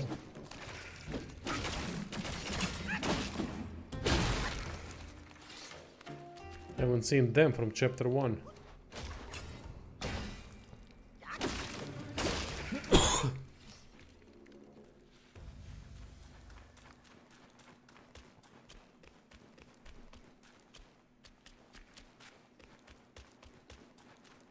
Aha. So it's not very balanced, right?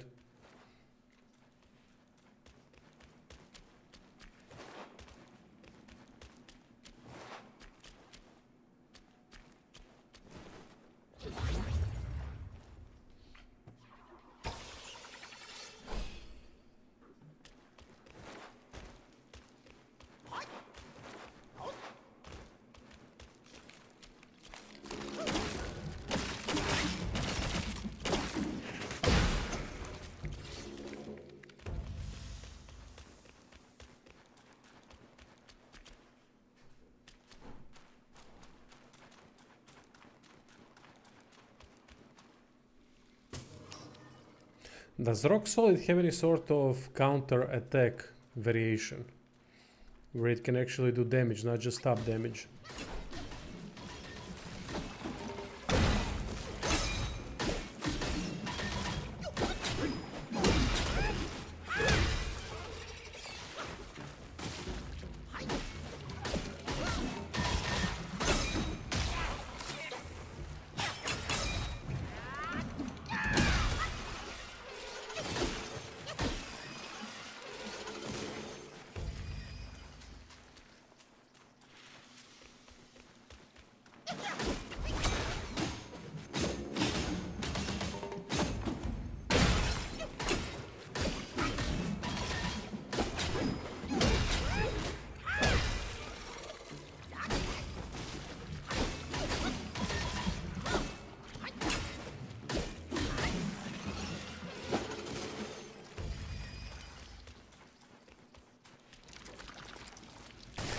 Alright, there's gonna be an infinite amount of enemies here. I'm gonna skip a couple of them. Can't be arsed.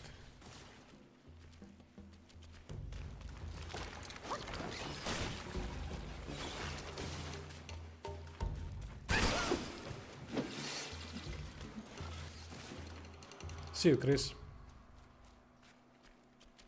I think it's just tigers living an opening window. Ah, okay.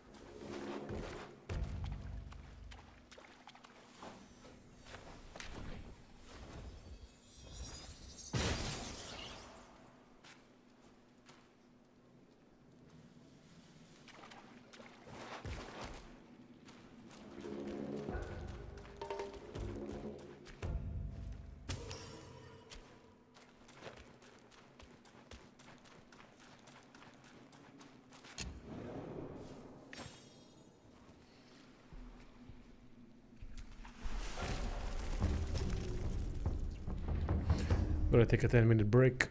Be back in 10.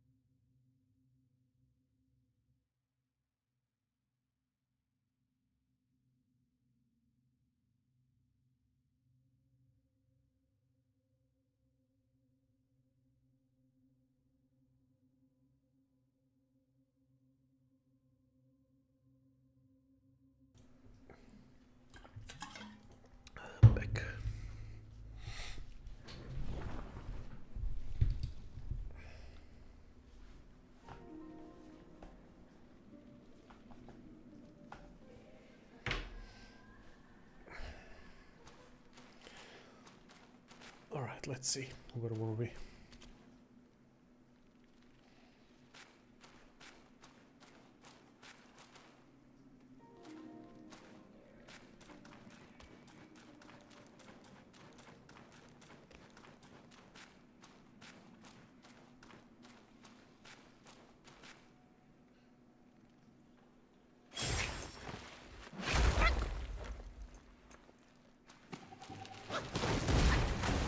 Who does right hand?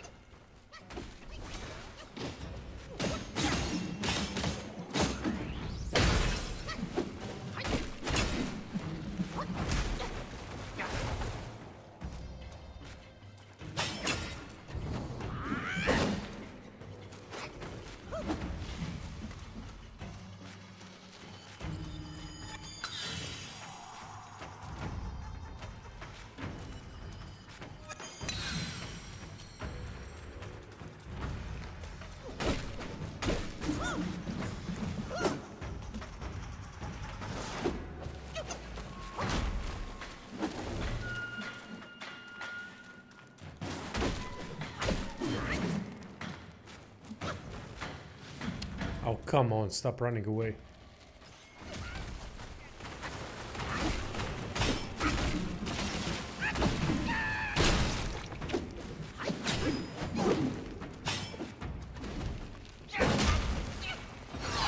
Okay, I see where the problem is. Trying to hit the bastard with a heavy attack.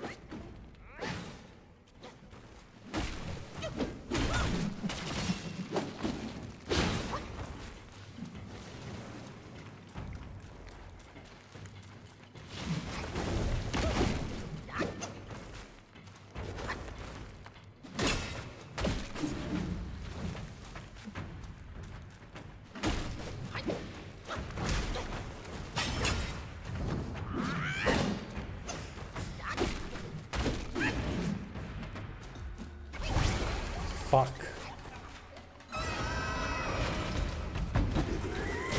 Oh shit.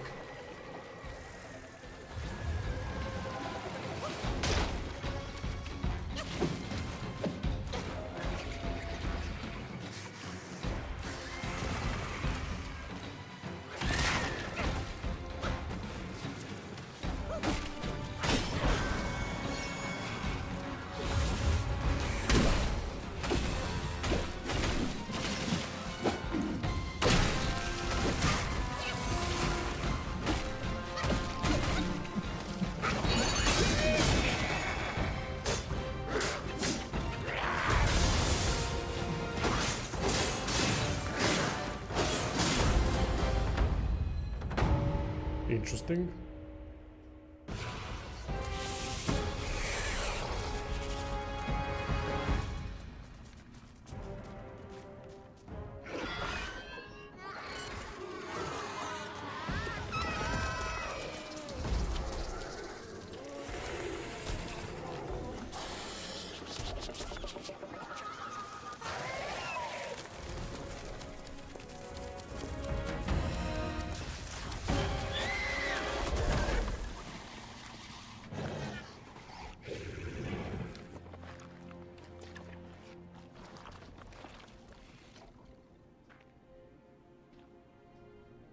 路，我帮你铺好了。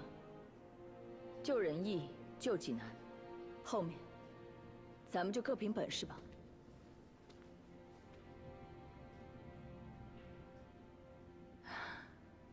臭猴子，你说，这山岭外的世界究竟是什么样的？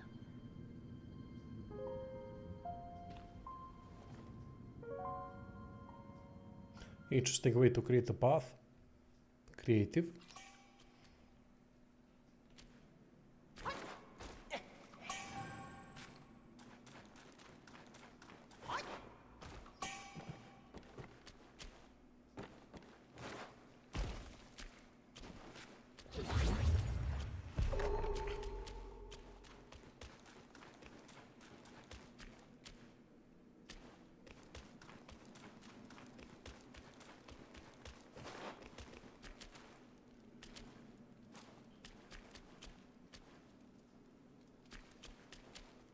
Why Facebook fly?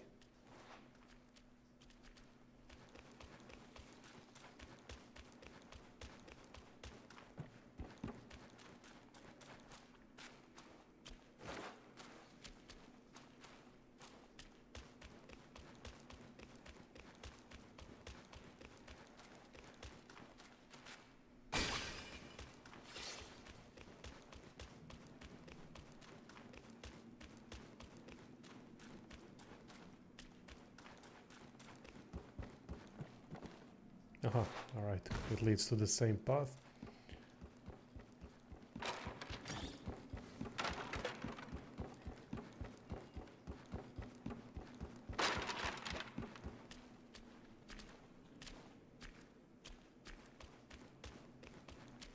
These bridges give me fears from Dark Souls 2 and the Dragon Eerie.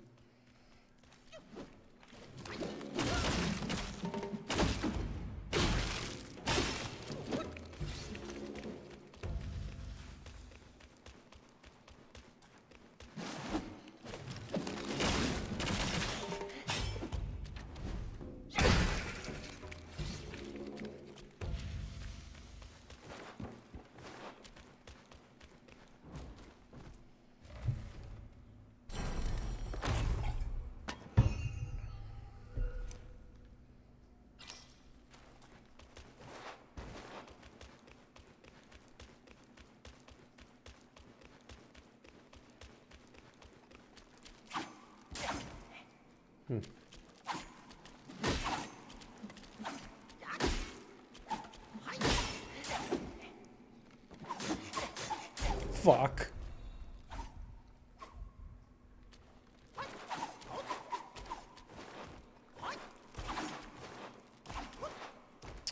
Oh, come on.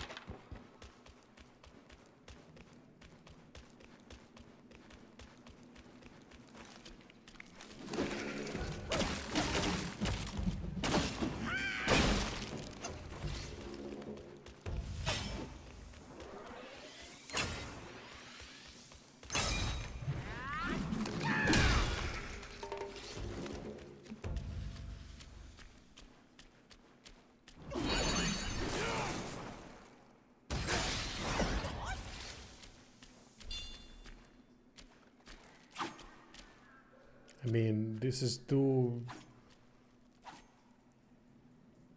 gimmicky.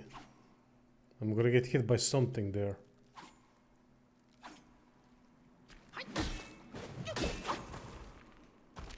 And fall.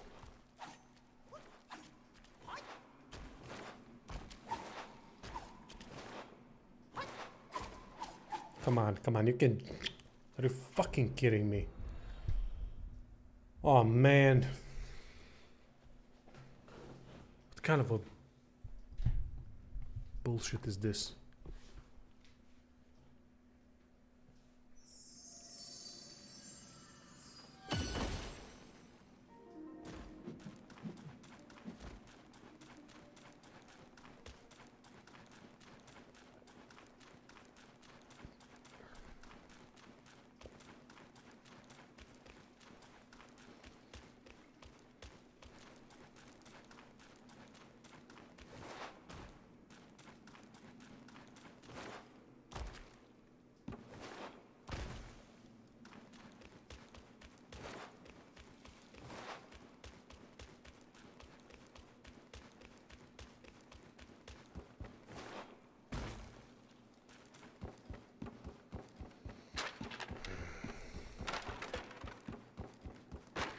Need a different strategy for that path.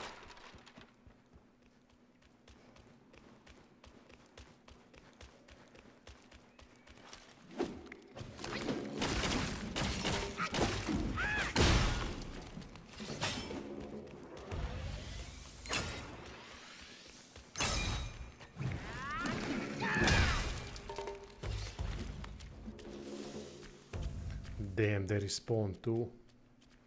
Alright, let's then hit this one with ranged attack.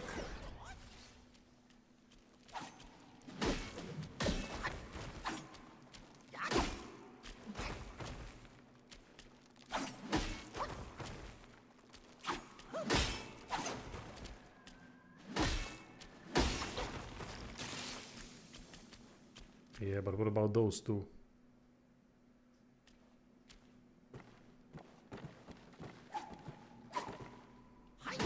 Ah, but... I mean, yeah, but...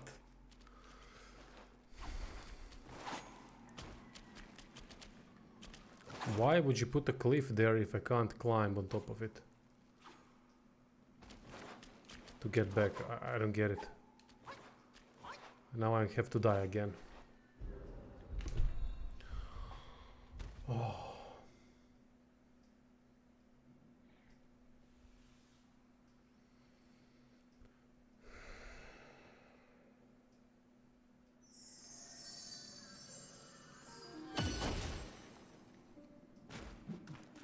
What ranged options do I even have? That's the question. Cloud step. Good one. I had to use the same trick at chapter 2 and I forgot about that option completely, but thank you.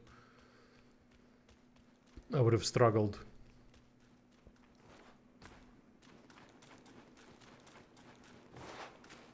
But let's say I wasn't using cloud step. How the hell would I get past them? Are there any bombs I can throw or something?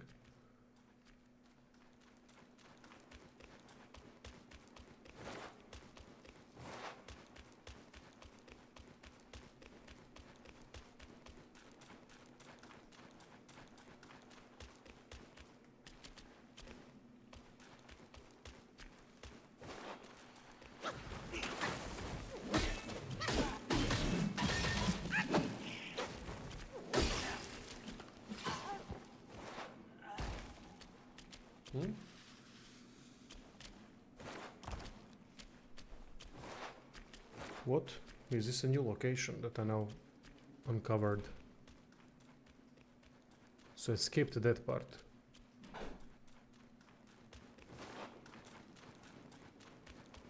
No.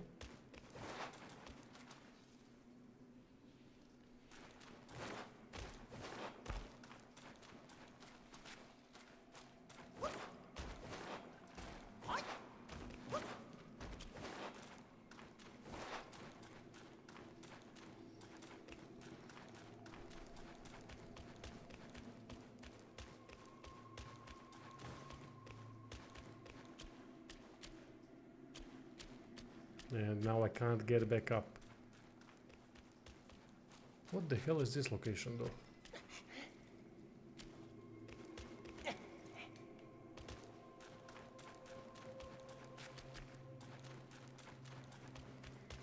Aha, here it is.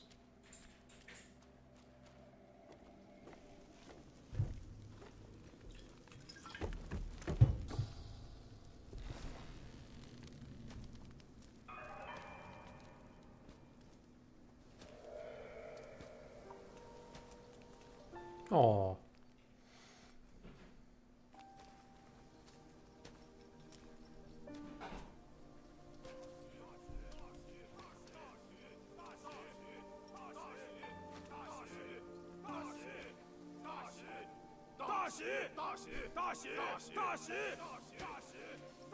闭嘴！好蠢的东西，快些走！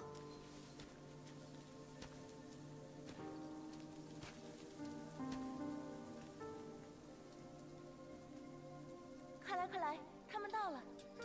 又不是三姐姐你成亲，这么着急做什么？叫你 Chinese Ewoks. 今天我就收拾收拾你这小蹄子。好好姐姐，就饶了我吧。来了来了，新郎官来 Why 了。 they were bitching and moaning about 我来迟了，妹妹 I 们久 wouldn't 等。 mind being trapped down here. 我以前日思夜想的是个什么俊俏郎君，怎么生的这 Me 般 neither 样 if they 子？ wouldn't turn into spiders. 脸是有架子， So they were bitching about no female characters in the game, but there's a whole village of them, it 听 seems. 说以前的还有些本事。为了抓他，母亲的家传宝贝都用上，可是费了姥姥劲儿了。二姐姐真是勤俭啊，捉到好东西，也不先让妹妹们尝尝。妹妹好大的气性，母亲心心念念要嫁的人，少根指头，咱们都没好果子吃。嫁了她又有什么用？我们还不是一辈子守在这鬼地方，连你也不消停。 This is not a game for people with arachnophobia. 就去前头看。我说妹妹们，这还没开始行礼，你们就急着要闹喜糖了？嗨，不过是母亲修炼用的精元，我们呢，别操那没用的心。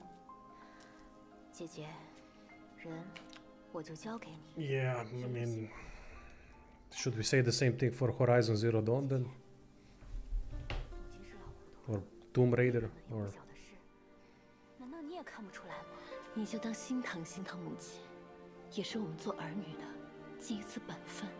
我何尝不心疼她？她数十年的病根一直好不了，正是拜这纯露所赐。不恨就罢了，还这般作践自己，我是演不下去。 it's literally bitching about something just to bitch about something. That's it. 更不论强弱输赢，都是机 Yeah, 缘 exactly, 巧合编 Chris. 织的宿命。姐姐，你我当时都未出生，不曾见母亲用过的情，自然也参不透她今日的痴心。世伯那边 As you said, Sarah, not enough entitlement, yeah. 借来的福分，能多享一日，也是好的。你随我来，前面便是母亲的蓝房了。这里有几句话要叮嘱你。母亲平日里都是好的，唯有吃饭时 Yeah. 只爱独享。 I honestly don't care if I'm controlling a female or a male character. I don't care. As long as还有 if it's a well-written 细 character. 看她的脸，尤其是眼睛。姐姐，不能再耽搁了。我的话，你可要细细记住了。快去，别误了时辰。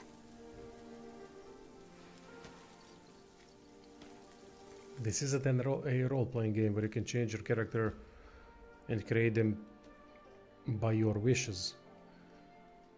It's a predefined character, that's it. Same like in many other games.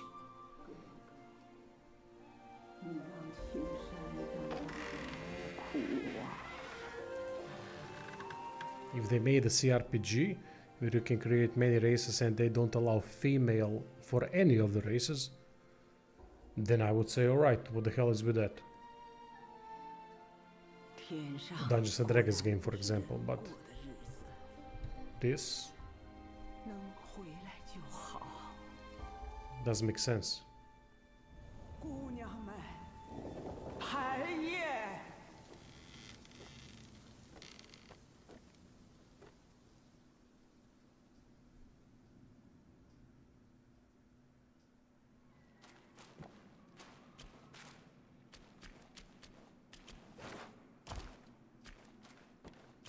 We're gonna get through that bridge later. I just wanna unlock a new shrine so that I make progress.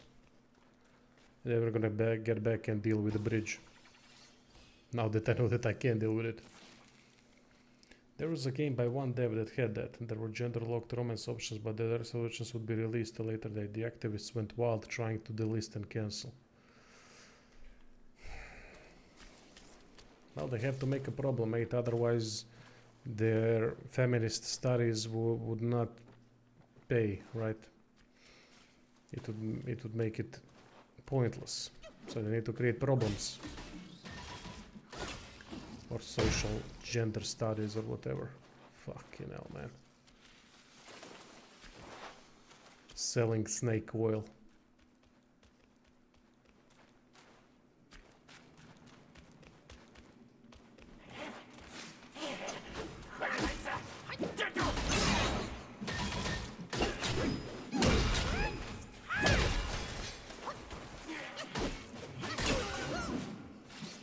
Oh, nice. Locust mask. Never in my life have I heard from my mates that are around my age, 36, 37, have I heard that are playing games, bitching and moaning about main character being female, or the movie that they watched having a female lead as main. Never. I've never heard that. And Balkan is, well, should be a chauvinistic region. In some ways it is. But I mean, if in such a region where people play games don't have that way of thinking, then what's the problem? I never had a problem with female leads, ever.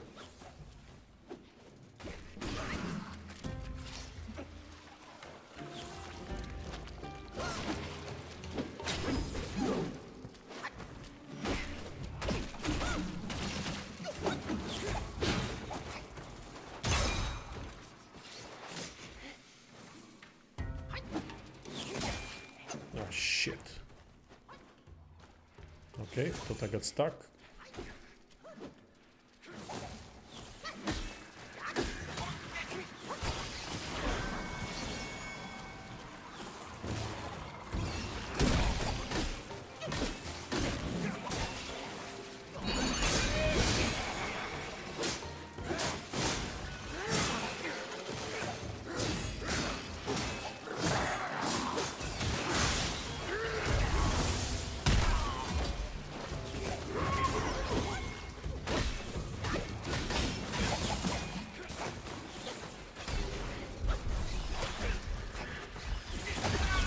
God damn it.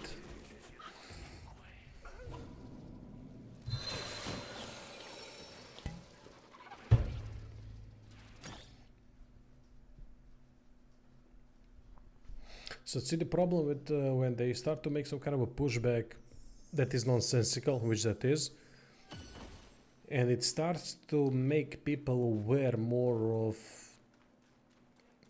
the other people that are bitching and moaning about it, and they create a counter effect, and the counter effect is that then you start being pissy when just seeing a female lead or anything like that. Then you start immediately thinking that it's politics, that it's this. It doesn't have to be. In most cases, it isn't. And then you don't even give it a chance because it's a female lead. But so they create a counter effect. Oh, that's new. There's a problem with politics and the camps and people being divided. As soon as someone from the other camp says something, it creates that aversion towards something that isn't even a problem. But then you start thinking about it, then you have that preempted feeling that something's not right just because it's a female lead or something like that. And that's not on us. That's what they've created. They've created a pushback. I forgot, where the hell is that?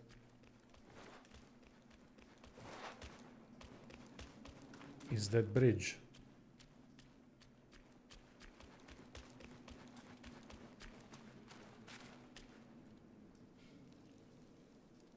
We just want to play good games and escape from reality. Exactly, don't have politics and stop being forced into our games. Exactly, unless it's a politics-based game. In that case, not a problem, of course.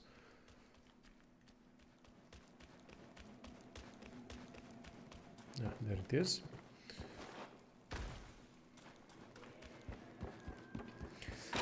I don't have a problem with other races taking... any race taking the helm and running with it. Never had a problem with that. Or over-representing a certain race. Or anything. For example, in Asian games you're gonna have most likely more Asians than anyone else, which... why wouldn't they have? I mean, it's their world, right? It's their culture. It's what they are surrounded by. It's fine. Why would that be an issue?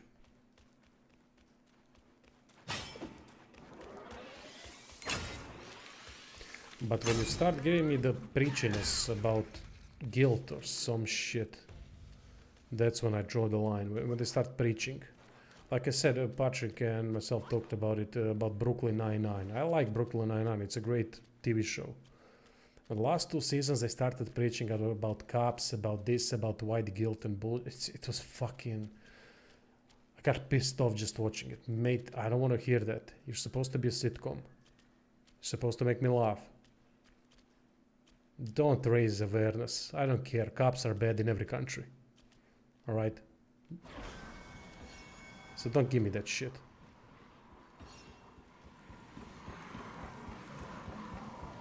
I don't care.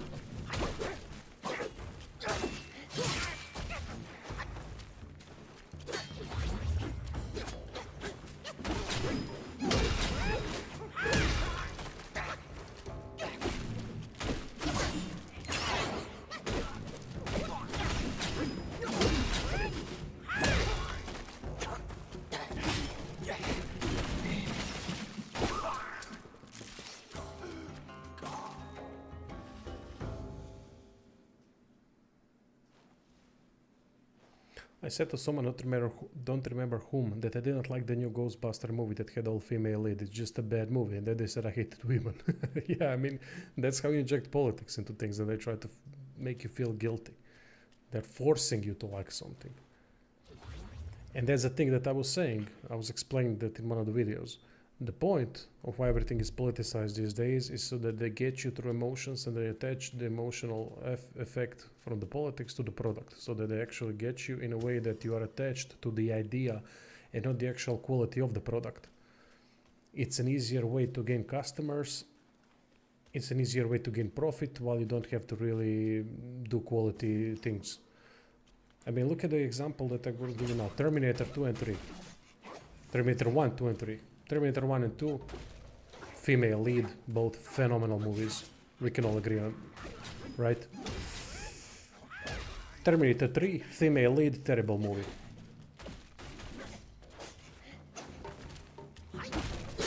You hate women because of it? So what, I hate certain women. I don't hate the woman there, I just don't think it was a good movie. Nothing to do with the woman, I mean, some of it to do with it. But just because she didn't do a good job, like the original actress did playing Sarah Connor. Hey, Scarlett.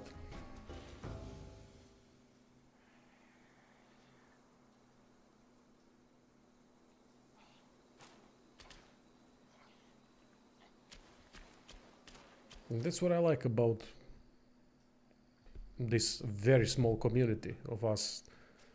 I always wanted to attract free thinkers to the channel, people that can think for themselves, people that will challenge me, people that will, when I do a review, say maybe you were wrong there, maybe you didn't look at it in another way. I love that. And largely succeeded at attracting those types of people, because I don't cater to anyone. Actually I do, I cater to free thinkers, but that doesn't mean that, but that usually ends up with good discussions, unbiased discussions.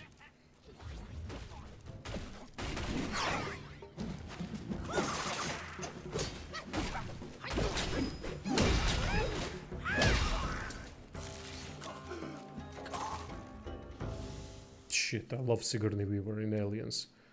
In Alien and I mean, honestly, she's one of the reasons why I even liked the later Aliens that weren't particularly good. She was the perfect role for that movie. Now, if you made her fight an alien hand to hand and then defeat the alien through sheer strength, I'd say, you know what, bullshit. But she picked up a weapon that you could see she was struggling in carrying, like a flamethrower, I think it was in the third one. And she did the job.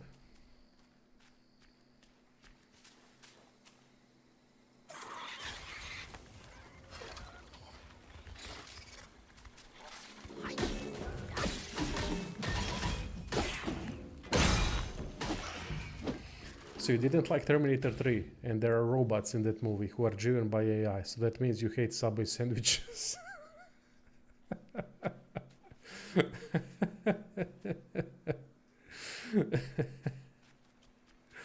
That's a good one.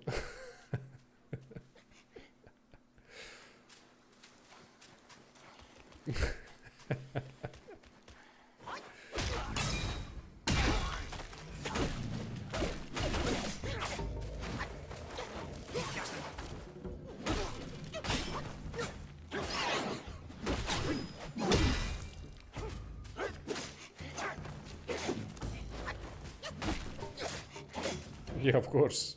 The aliens are black, so I don't like... What, Aliens 3, right? No, not Aliens 3, but the other ones. Who had anything against Danny Glover as the lead in Terminator 2? Sorry, in Predator 2.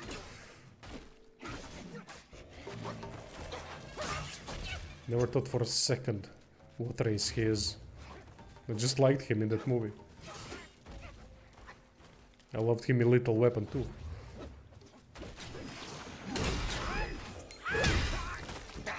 These bastards are tough.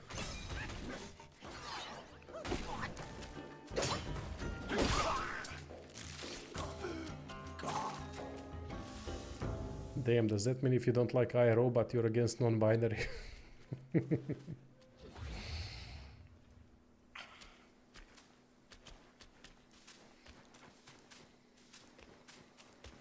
I haven't watched it, I don't know what it is. Is that with Will Smith? Yeah, Danny Glover was great. I love black actors, are some of my favorites. Samuel L. Jackson, Morgan Freeman. Danny Glover is good in almost anything that I watched. Early Will Smith is great. I Am Legend, for example. Men in Black. Shit, what was I saying? I mean, I love Wesley Snipes in Blade. Who doesn't? Dude is made for that movie. I never looked at it that way, that someone is a different race, therefore I need to look at it differently. No. That's the big problem. They are trying to implement that you should look at it differently. No, you shouldn't.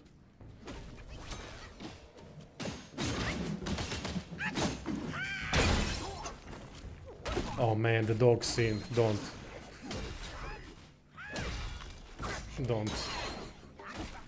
I'm very sensitive with dogs. Very. I mean, to a point that I'm not normal in that regard. Give me anything with dogs and the sad music and I'm gonna cry. It's fucking pathetic.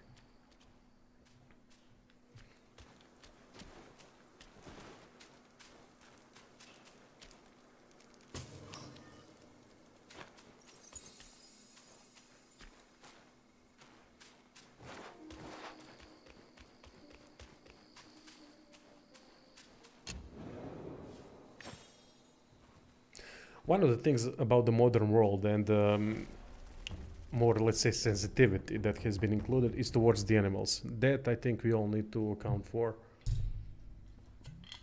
That progress in that regard has been tremendous. It's and preservations of certain species and all that. I think that's one of the best parts of the increased awareness of the modern age.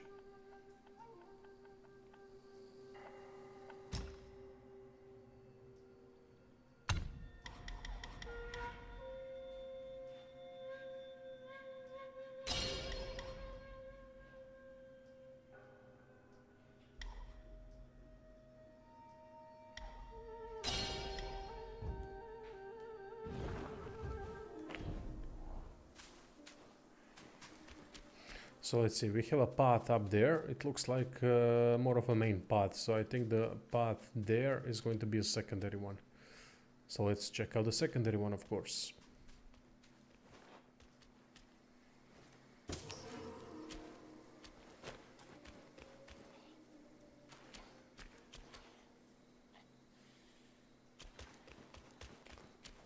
Yeah, but we have around 6,000 years of history when we just ate them all instead. Yeah, that's the... But thankfully, that has changed. In Western world, at least. But look, we can't really... That's the thing. Some time ago in China and in that area, when people didn't have anything to eat and there were so many dogs, wild dogs on the streets roaming and all that.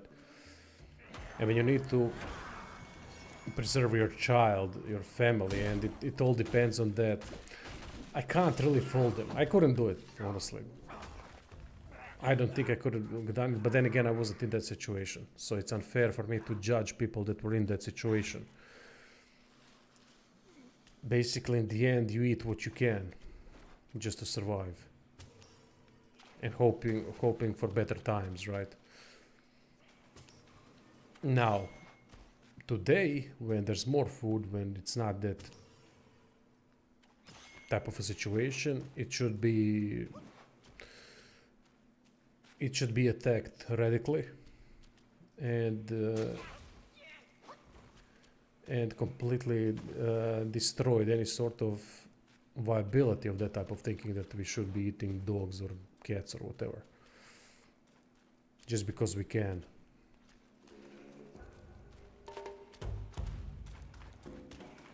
But when it's tough, when you don't know if you're gonna survive the next day, I can't judge them. I weren't in those shoes, so for me to judge someone that was in those shoes who had to do those types of decisions,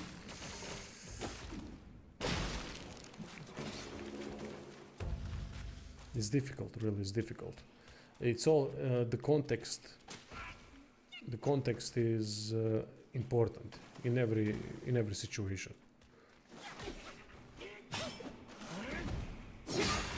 Oh shit, he beat me to it.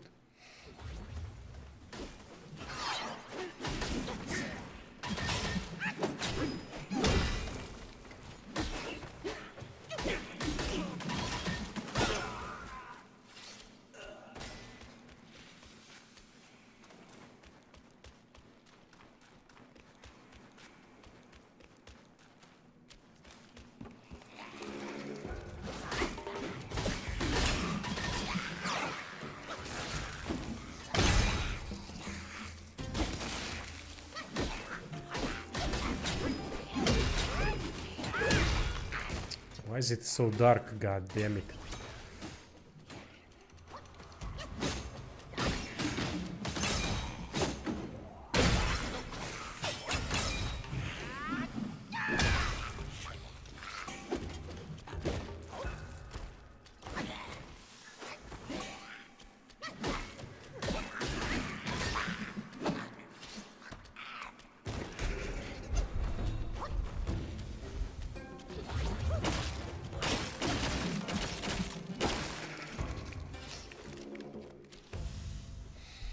I think now it's more important to get a hold on the animal abuse for pigs, chickens, cows, etc. Livestock that feeds the majority of the world. There is a part that needs more work. Yeah, I can see that.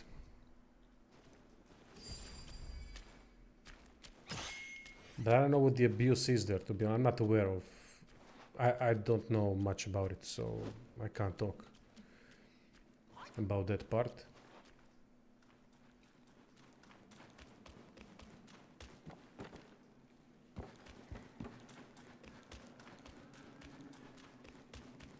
But there is a major problem with food in Europe. They are trying to make people more vegetarian, and they are trying to implement more plastic and rubber meat. And I've actually tasted some of it, even in Croatia, in some restaurant chains, weak restaurant chains, not the good ones. They will give you that. It's fucking atrocious, man. It's uneatable. Ah, shit. Again, I fell somewhere. They're basically feeding the plastic and rubber back to us. The thing that we throw in garbage, they're feeding it back to us. And selling it as normal meat.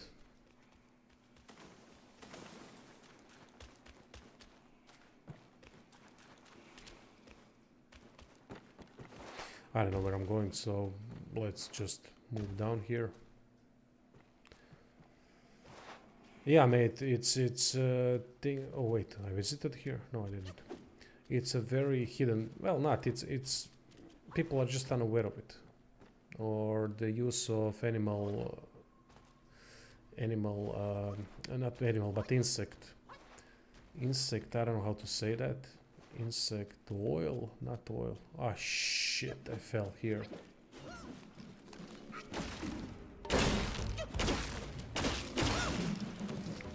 I don't know how to say that. It's some kind of a glue or mixture that is then used in some food types. Like, for example, candies. It's used in candy.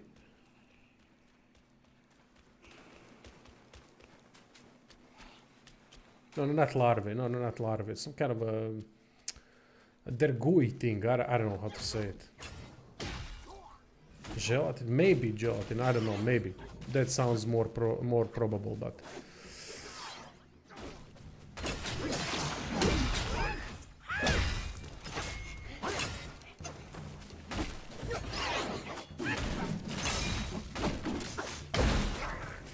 I think that due to being too many people in the world, they're trying to make people vegetarians more and more.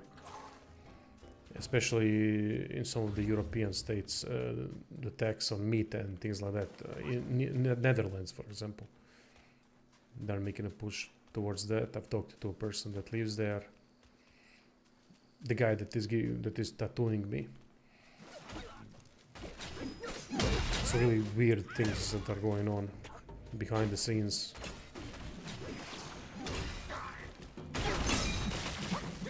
I think like crickets in your Skittles. Yeah, pretty much.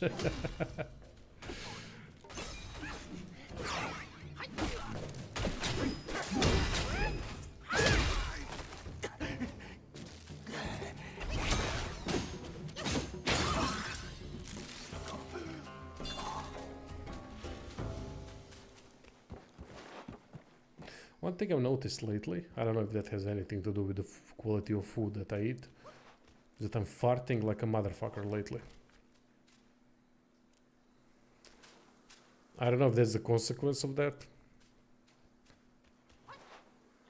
but I just can't stop, and it's not like I'm eating shit or bad things. But occasionally I do, but not that frequently. Farts comes with ages. Maybe that's the problem too. Has he gotten too long yet? In chapter 4, no, I don't think I have.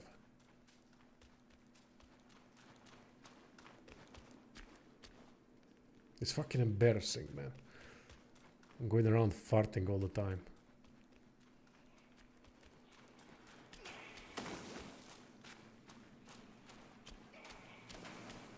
Did I get the spirit? There is the saying, the damn old fart.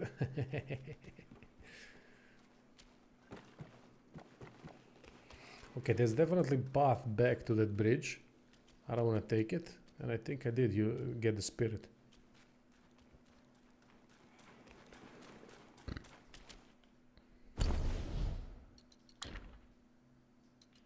Yeah, I did, so I don't have anything to do here anymore, I think. Considerably reduces the mana cost for a pluck of many. Oh, okay. That is good.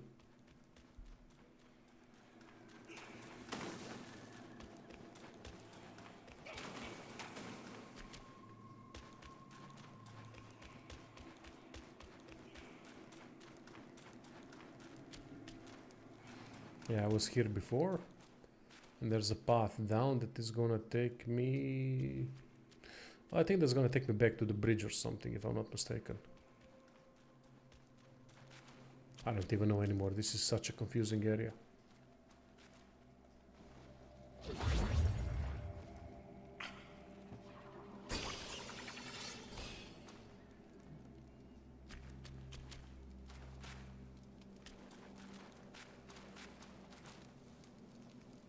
But the more scientific way might be that one's body gets older and have a harder time to break down different stuff, and then product might be gas. True, true. See, that's why I talk to you bastards about anything, even farts, because I will learn about farts too. It's always productive. Even the fart conversation.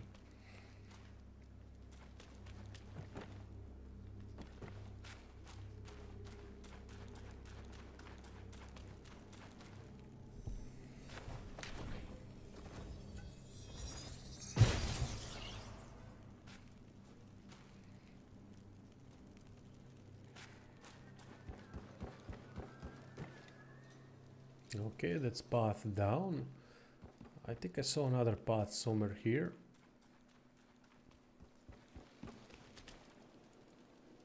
Okay, now I know about 2 paths. This is the 3rd one. Ah, okay. This is a dead end, I think. My dog would love it. Yeah, they do love smelly stuff.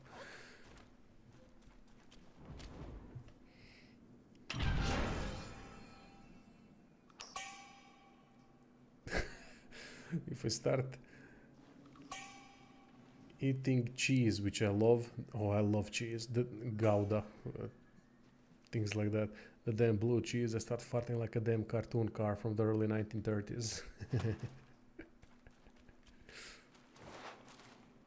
Our dog runs away when we fart. Must be a bad fart, haven't seen that yet happen. Oh, actually, mine does too. While she could still hear, but she can't hear anymore. She's deaf now. I think it was more about the sound than the actual smell. The sound was that they don't like instant sounds. Give me another word, not instant, but quick, fast, sudden. Sudden, that's the word.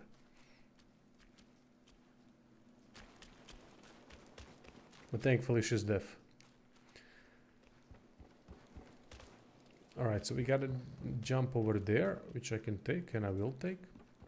And I know where another path is that I haven't taken yet. So that's good.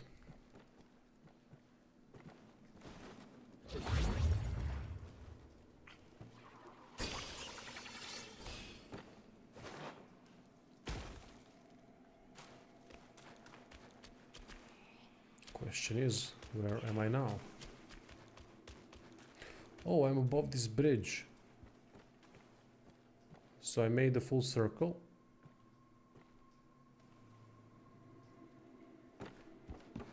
I don't know what those purple things that I'm picking up are doing. Maybe it's... I mean, it must be related to...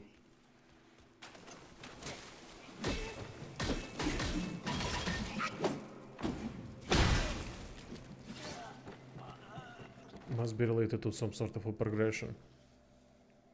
See, now I'm going to jump there and I don't know. Yeah, I'm getting lost. Was that the dead... No, it's not the dead end. It's the path towards the shrine.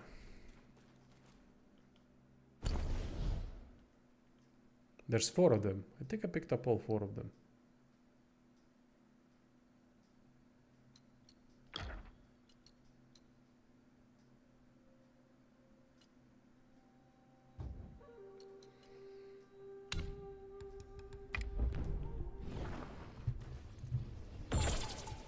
If I've missed some bosses, do tell me please that I can go back to. I'm all for getting to new bosses. Or the bosses that are a bit on the side path.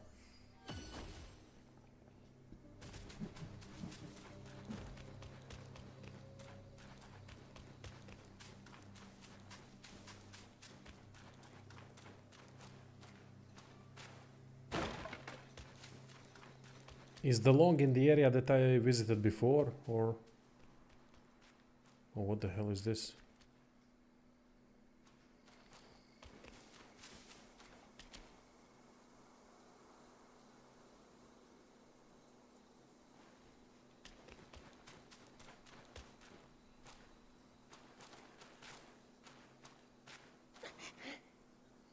Ah, he stood in that pagoda after beating all longs.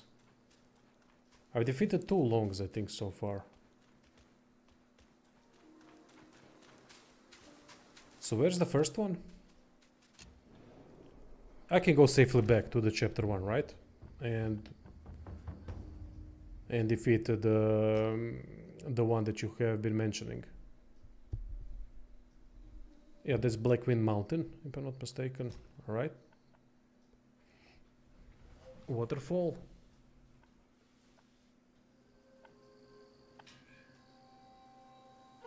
I don't have a waterfall checkpoint.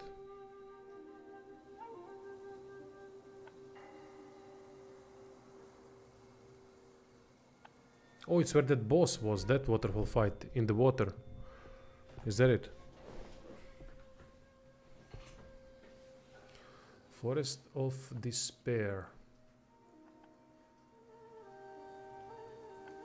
Forest of Wolves.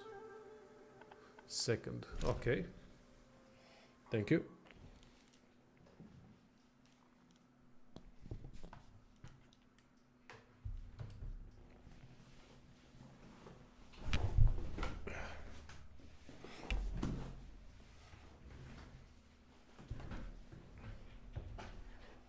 That was a cool fight in the water in chapter 1. I liked that one a lot.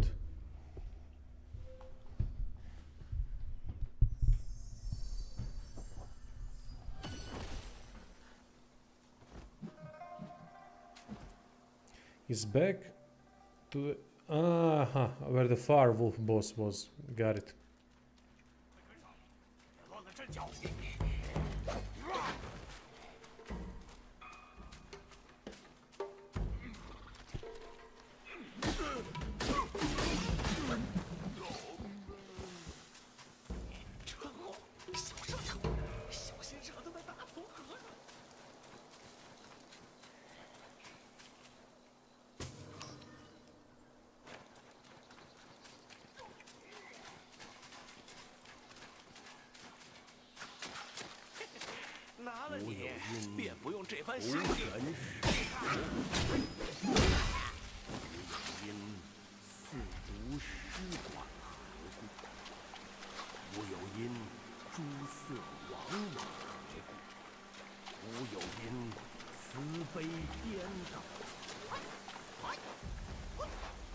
Yeah, I suspected it was the bastard. Ah, there it is. Okay, got it. Yuan Shoucheng.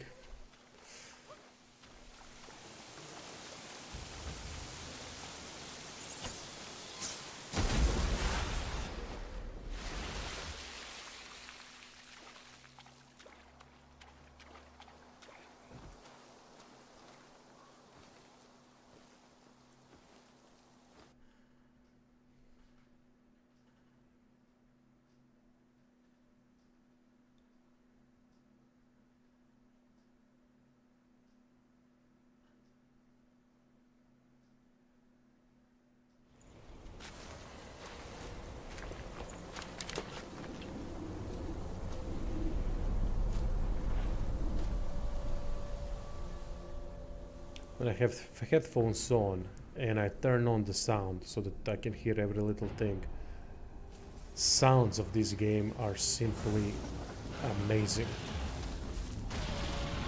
Okay, shock.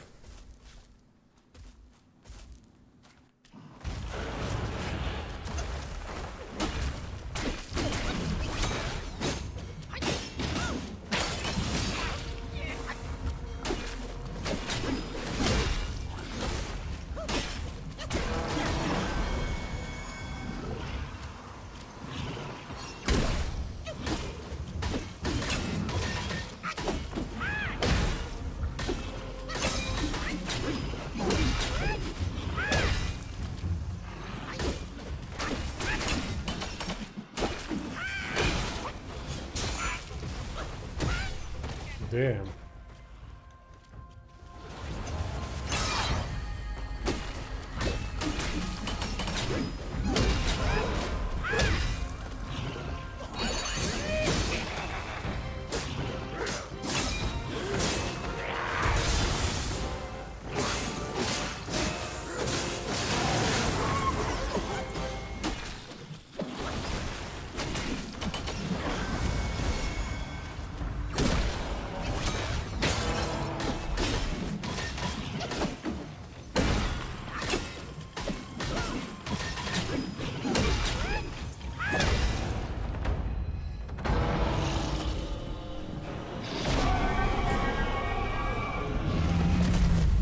I love the fact there are transformations in this game.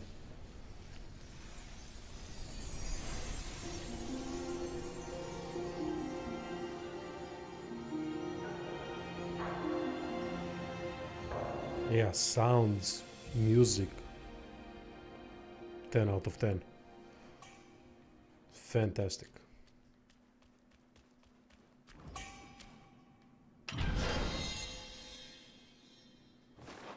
This is a game that you simply should not play with while listening to music on the side.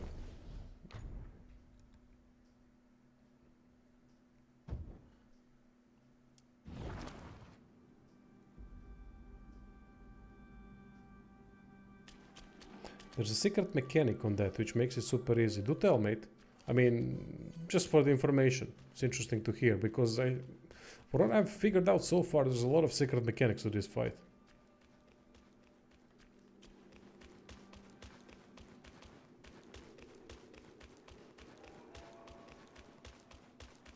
I mean, you gotta respect the amount of effort that went into these bosses and their mechanics and the secret mechanics.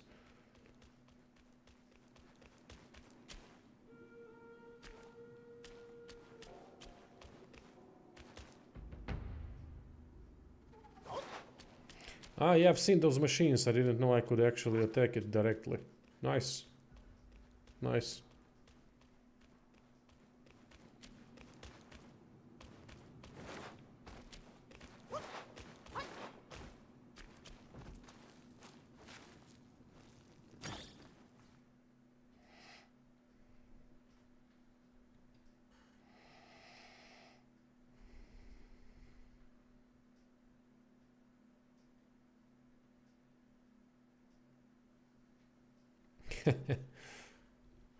It's fine. I mean, it was an okay fight for what it lasted, for while it lasted. And I think I'm OP for chapter 1 long right now at this point.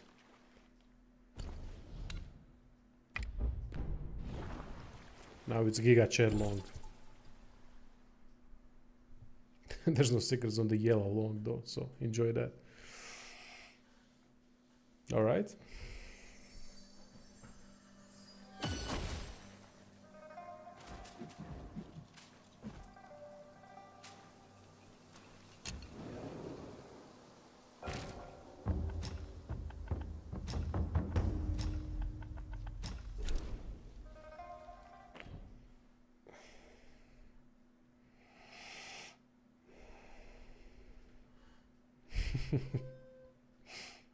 Well, gonna be interesting.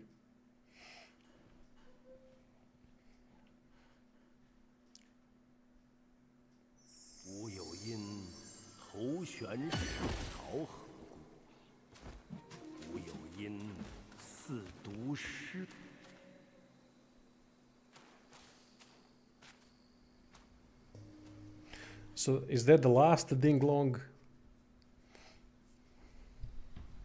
算卦的袁先生料事如神，但他一定不会料到，我化为文士，藏于他身。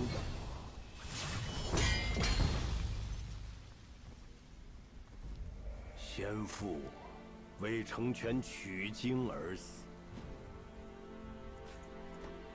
我等 无一日不想为先父报仇，却无一日不是流离失所、无家可归。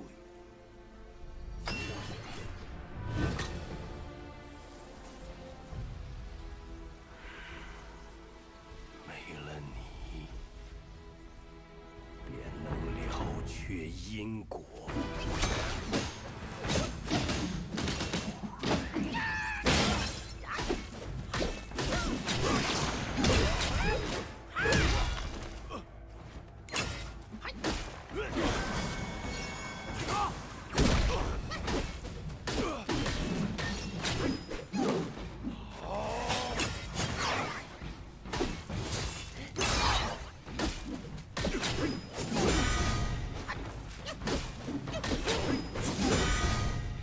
Oh, mother.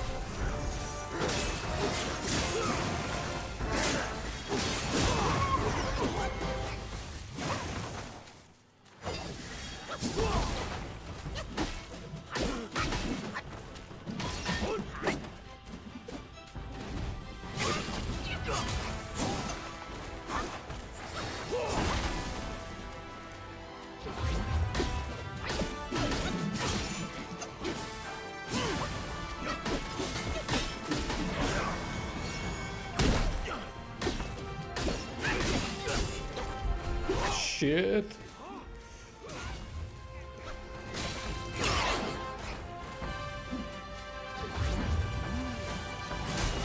Oh damn, that was fast.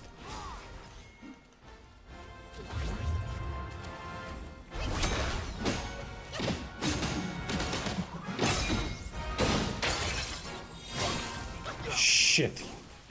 Lost the spell.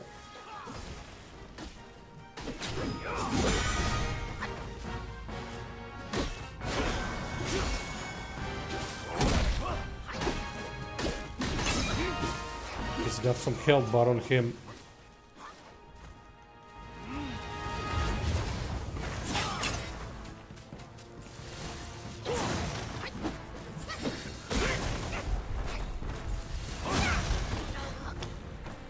Alright, that's an unfair fight.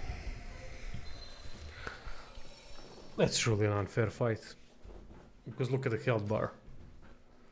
But then again, I can come back later. So let's get a couple more tries. I mean, I've played well. I think I played well this one, but it's a bit too much.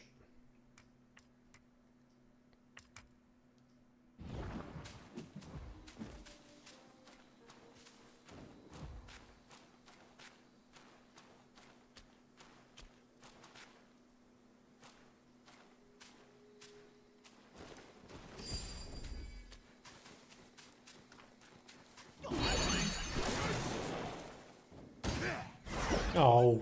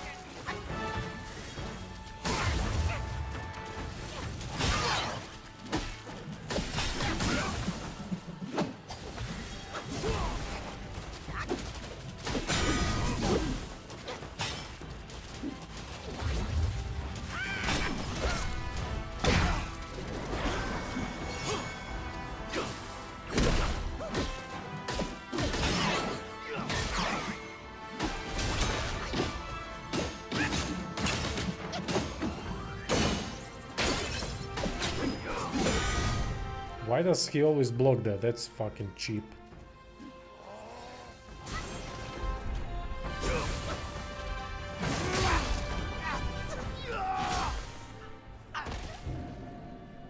How come I don't charge my focus in Cloud Step? You can do a lot of damage.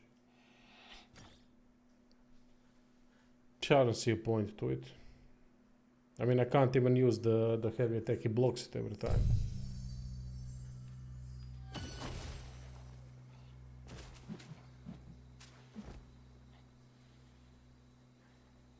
Aha, if he attacks with a heavy the same time as you, he automatically parries. Ah, okay. Alright, we're gonna do something else.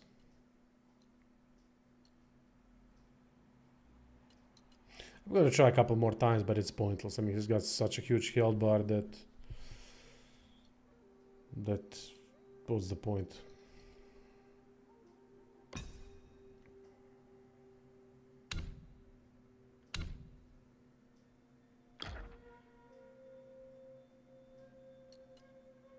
You mean from thrust stance?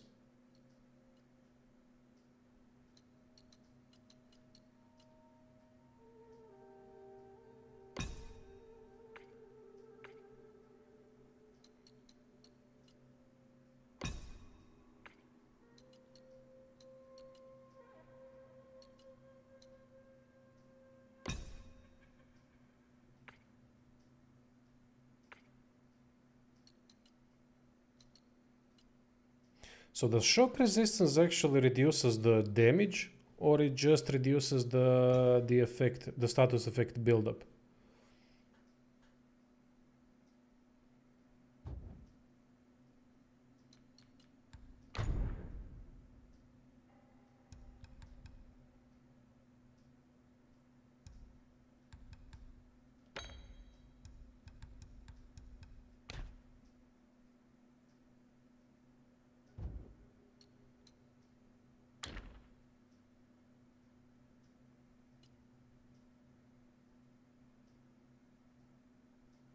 Mm-hmm.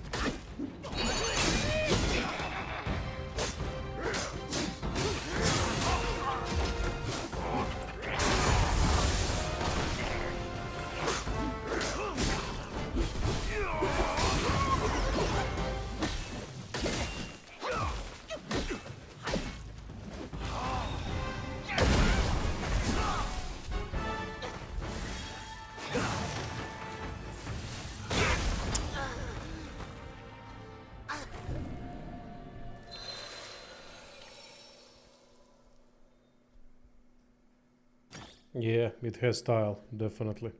Let's do a couple more tries. Refill some water.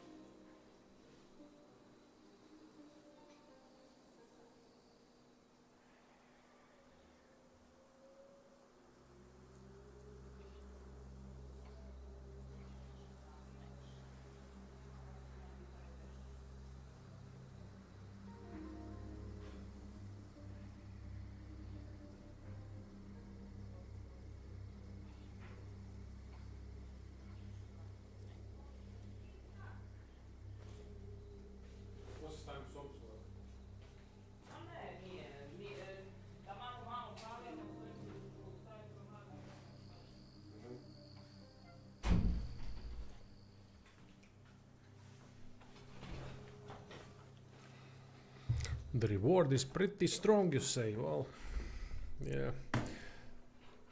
But that's, for example, now this is the first fight that I can say that it's a huge discrepancy in terms of stats. So much health and so much damage done with each shot. Okay, maybe this is the ultimate side boss. And that's why such bosses are usually extremely difficult, even more so than the main story bosses. So it's a challenge that you can always take. Maybe that's why that is. Maybe later on when you upgrade the character a little bit more, it becomes easier. Not easy, but easier.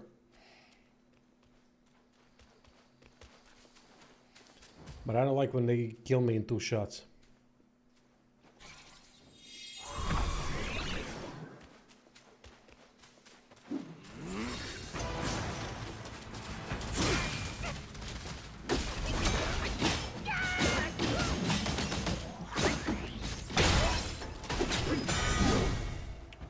I mean, it's incredible that we always match it. Ah, finally, once.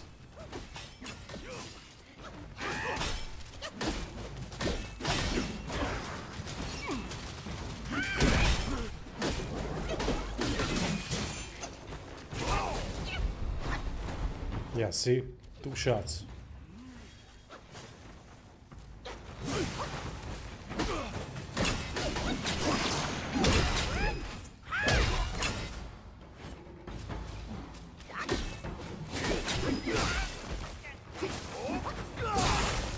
Imagine how much more fun the fight would be if he didn't do so much goddamn damage.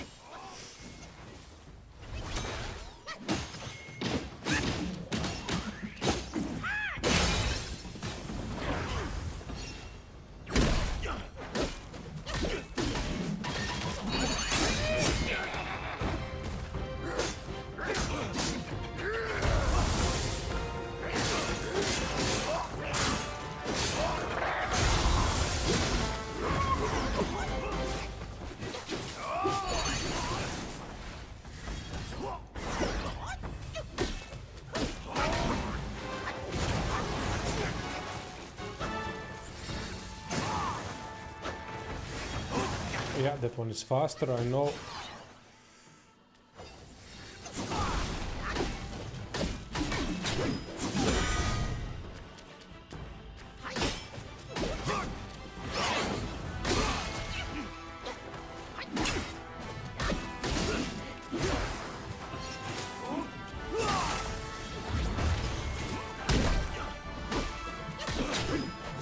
Ah, shit, now I matched it.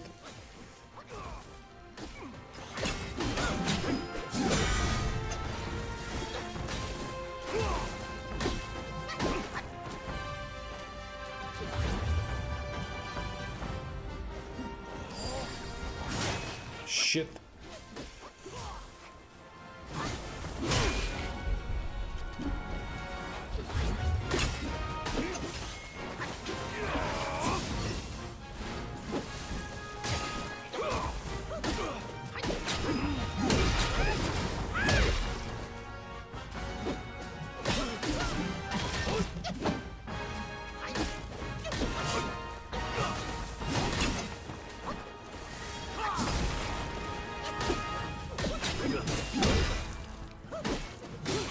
No stamina, shit.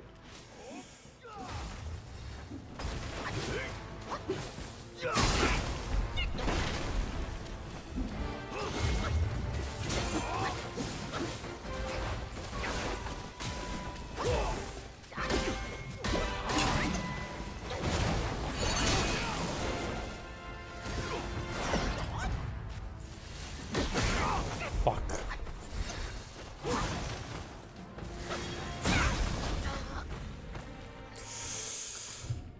Ah.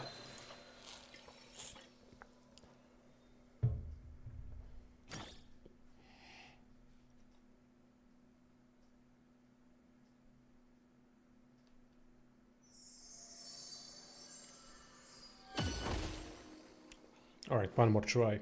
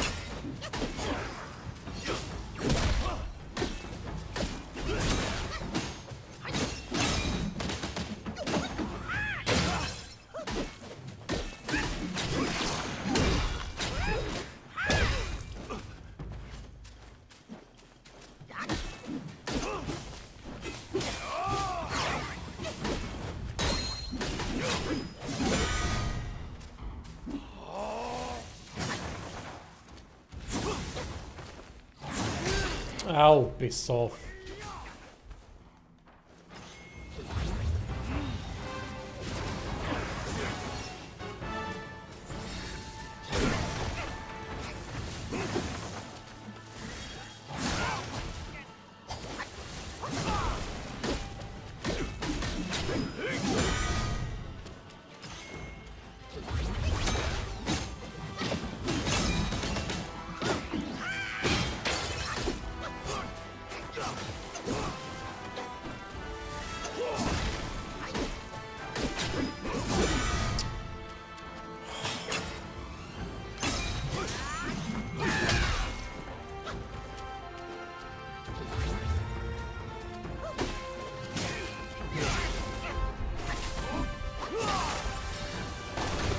Ow.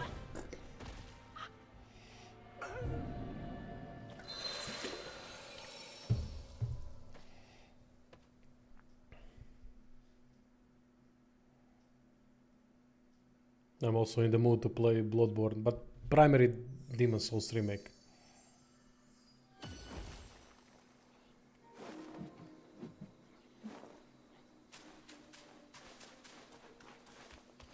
Alright, one more try. Last one, I promise.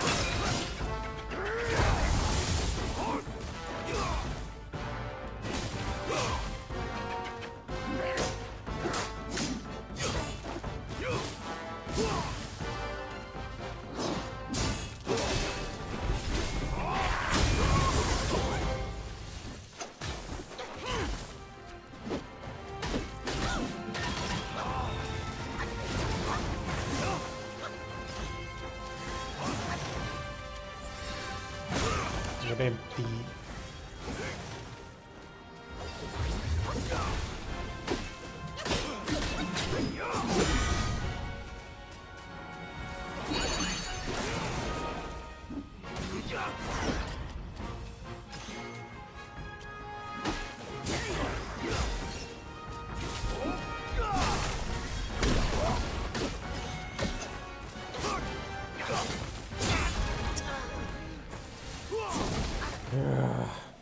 Alright.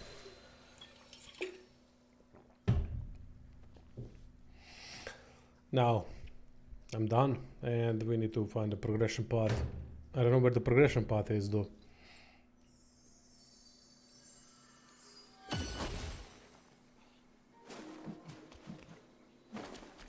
Maybe down? No?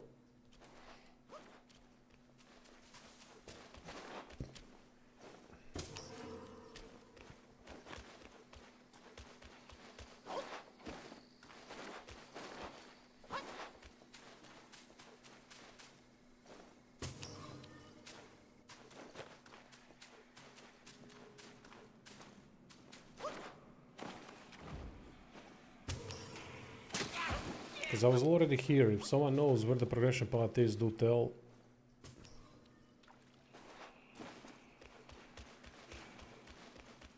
I mean, I don't know any other path than this.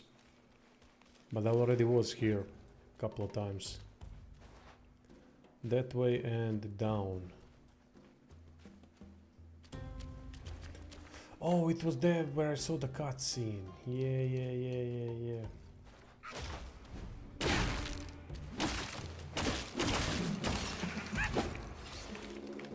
Got it, thanks. Yeah, I know where the cutscene was, I remember.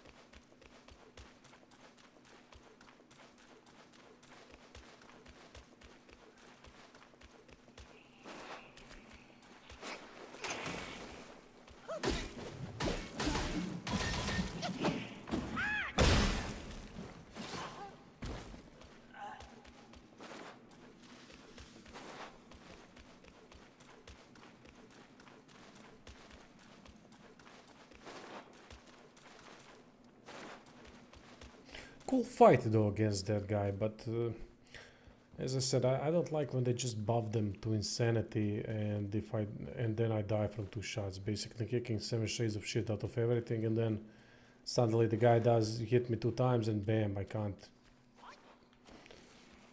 do anything. I just don't like that type of a boss design. Maybe we can mitigate the damage later on, but it's not necessary because it's a cool fight. But if you add an element that you get killed in 2 shots, then it becomes annoying. Especially because you need to be so good for so long. Long, right? Maybe that's why their name is Long. But just creates that feeling of unfairness, of cheating. But maybe I need to get back later and see how I'm gonna fare then. Because I think, skill-wise, I think I'm faring rather well against him, but just I make a mistake. Eventually something hits me, I'm not expecting that type of frame hit, and bye-bye.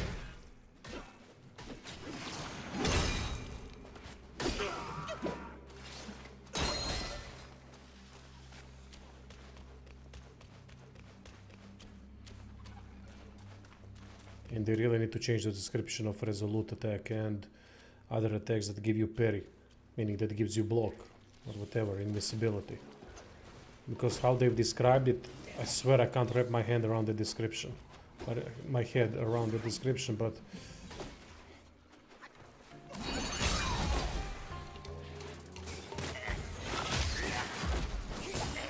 it makes so much sense when you use it. It's just that it's simple. It's really simple.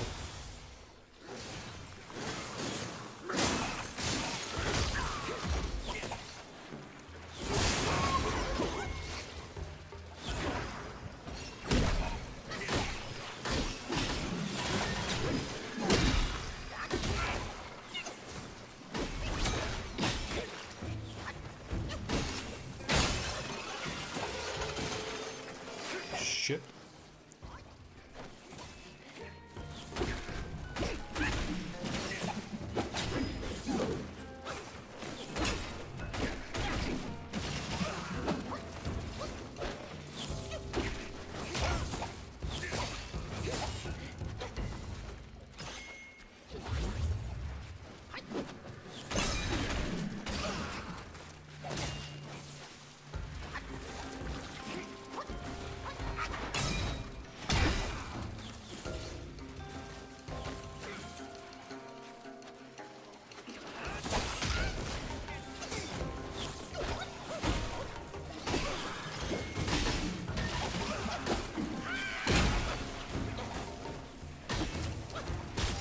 shit.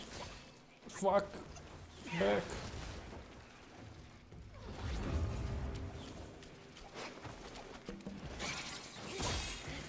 Fuck. I knew I would lose it. Too many of these bastards shooting me from everywhere.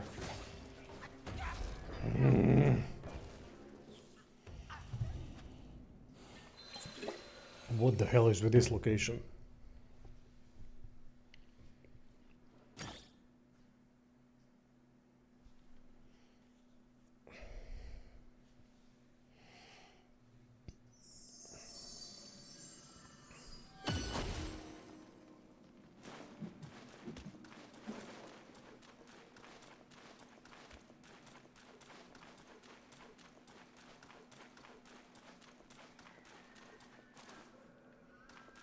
They gave Space Marine 2 the same score as they gave Gollum.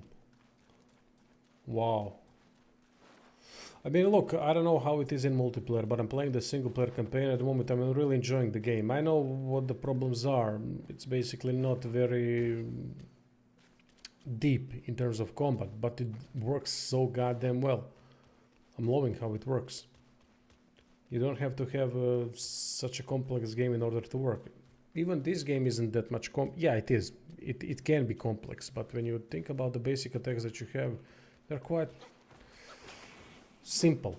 You have a light attack combo and added heavy attack that is changed based on the sense. That's about it. That's all there is to it. And you have spells that you have to use, of course.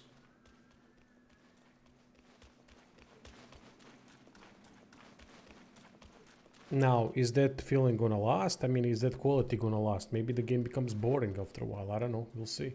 I tried operations, but due to the AI companion, I didn't fare well. And I think some of the enemies are just stupid. Like that floating thing that is shielded. I don't know the name of it. They have weird names. That is shielded and can buff allies. Basically, an enemy that doesn't have a weakness. I hate that, when enemies don't have a weakness.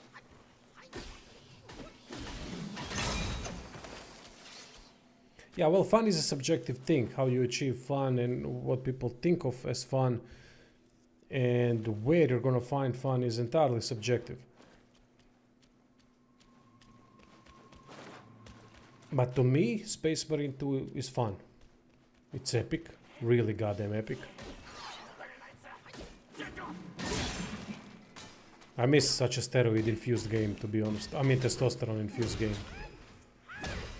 Fucking death everywhere, epic. Epic 1 against million that I actually dig.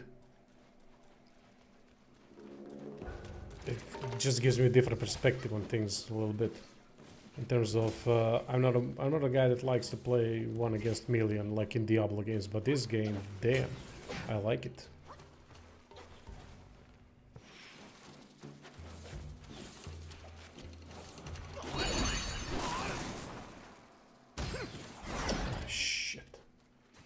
Oh, now you go up.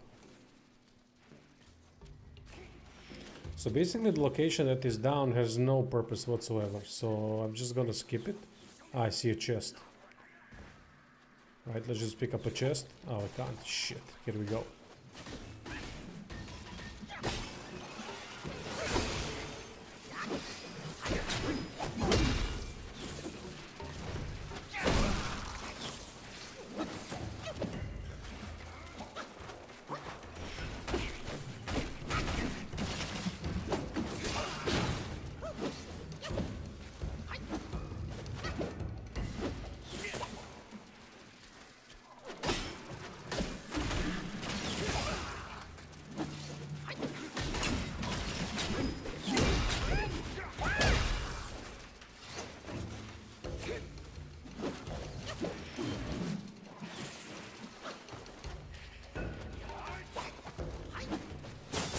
Oh, come on.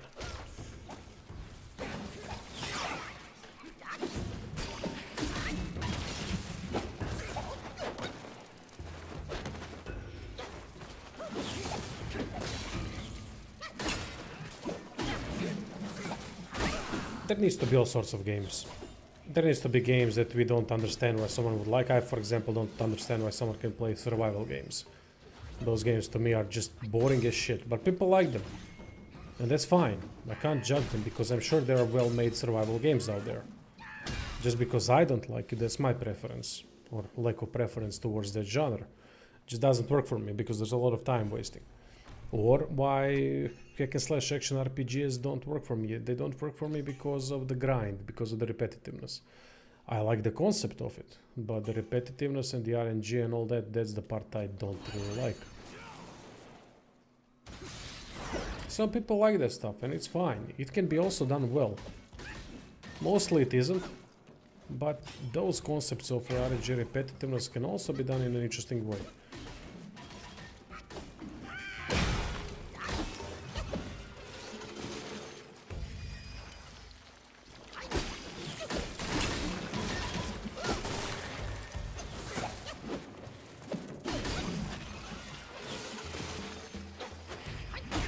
Fucking hate these flying bastards.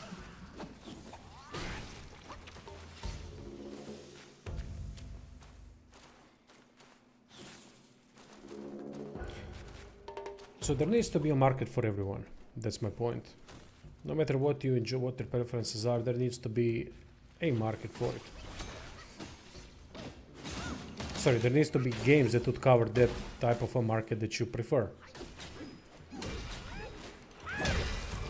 Because sometimes if you like certain games, like for example I love Fallout style games and even a game like Atom that has many flaws, I can clearly enjoy it.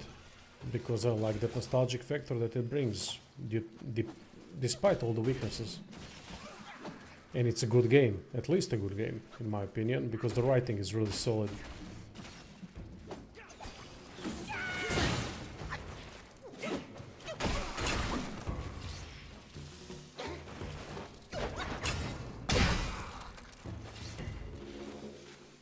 Is that enough? Fucking hell.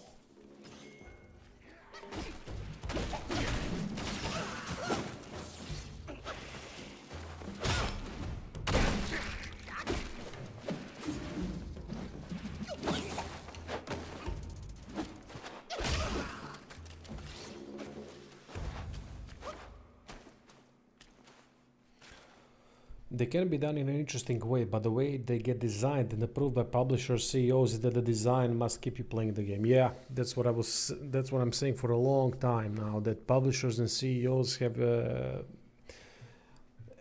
put their hands on the market's pulse and they are now the ones making final decisions. And it's a shame because they're not gamers. They are just people there that want to profit from the product that they have invested in. They want the maximum amount of profit. A little bit of profit is not enough anymore. Everyone needs to have maximum amount of money. It's pure greed. But that greed destroys the quality of a product.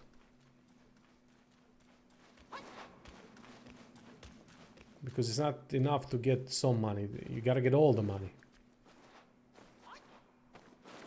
And then they bitch and moan the targets are not met. Well, you're not being realistic. And then they put it on people, on consumers, that it's their fault for not supporting the product more, for not pre-ordering, for not buying DLCs, for not buying the... Man, don't give me that consumer guilt bullshit. You do a good product, people will come. Simple as that. There were rarely any games that were really good that didn't get some sort of profit. Titanfall 2 was one of them, unfortunately. I didn't play it, but I've heard all the positive things about that game, that it's absolutely amazing. I don't know if I'm going backwards or whatever, but those are rare examples.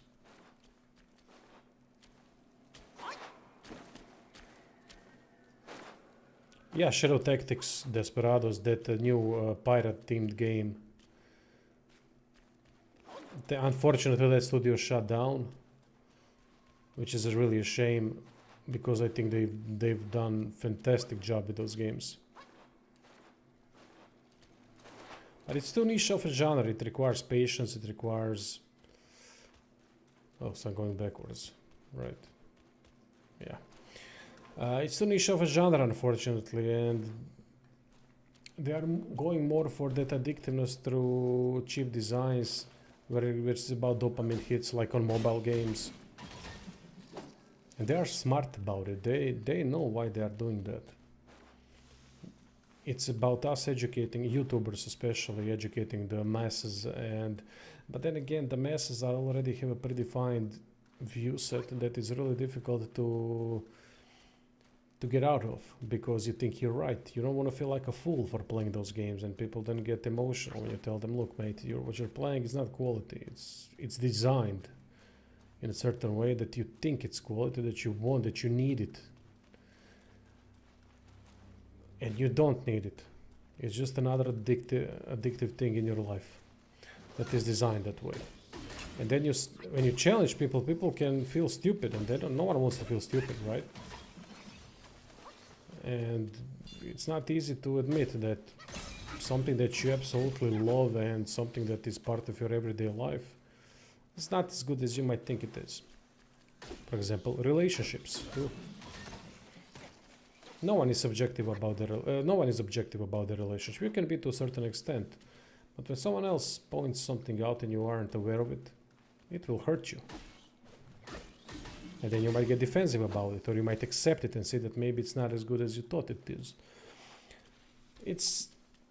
If you get attached to something, it's very difficult to break that attachment. And then who am I to say someone that, look, what you're playing or the game is just not as good, right? And say, who the hell is this guy telling me, right?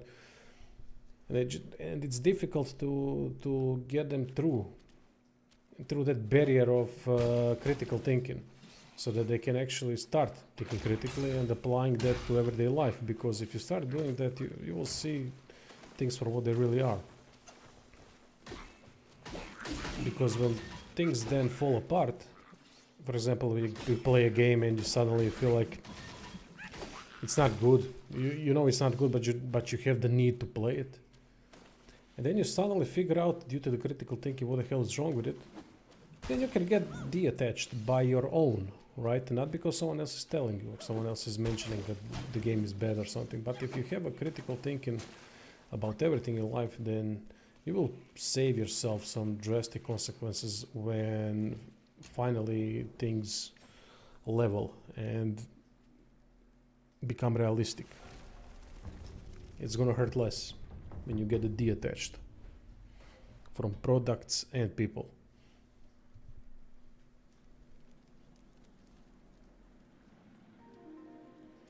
Some gamers are also fed up with the greed. Just look at the player base for Skull and Bones, Suicide Squad, Concord. Maybe some people are waking up, but then again, people forget too easily. Yeah, that's a good point. People forget too easily.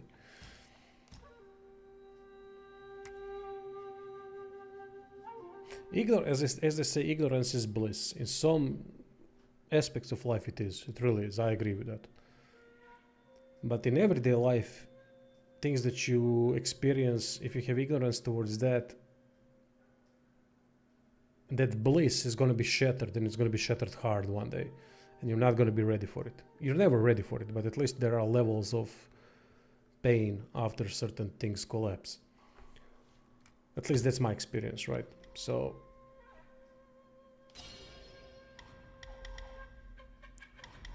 I like to talk about this stuff. It's philosophy, I know, but I like to share the experiences that I've learned throughout my life and to make me more stable and less all over the place. Because stable people are the people you want in your life, in my opinion. Because you can count on them. You can trust them. You can trust them more, at least. Maybe not fully, but you can trust them more than the unstable ones.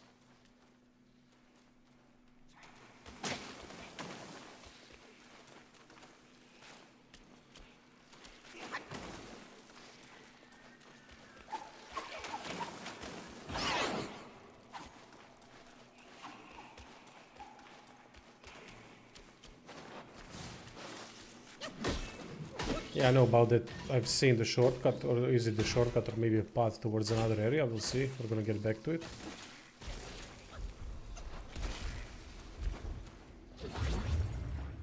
Don't have ignorance towards mortgages, then the bank will take everything. Yeah, right. That's a good point.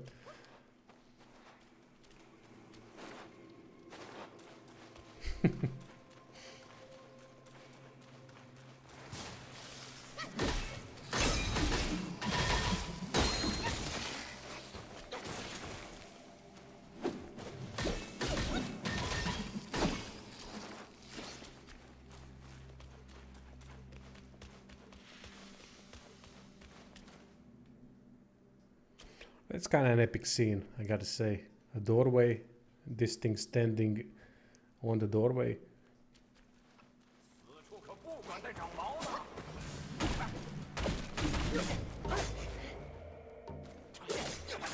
What the?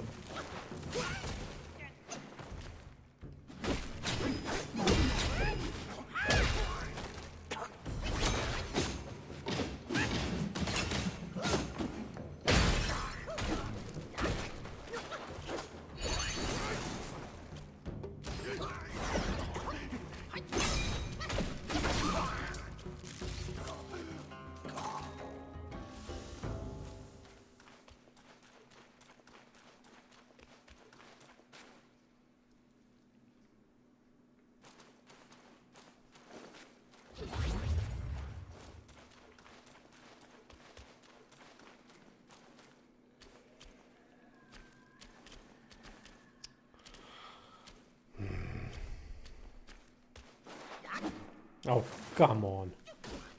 I jumped.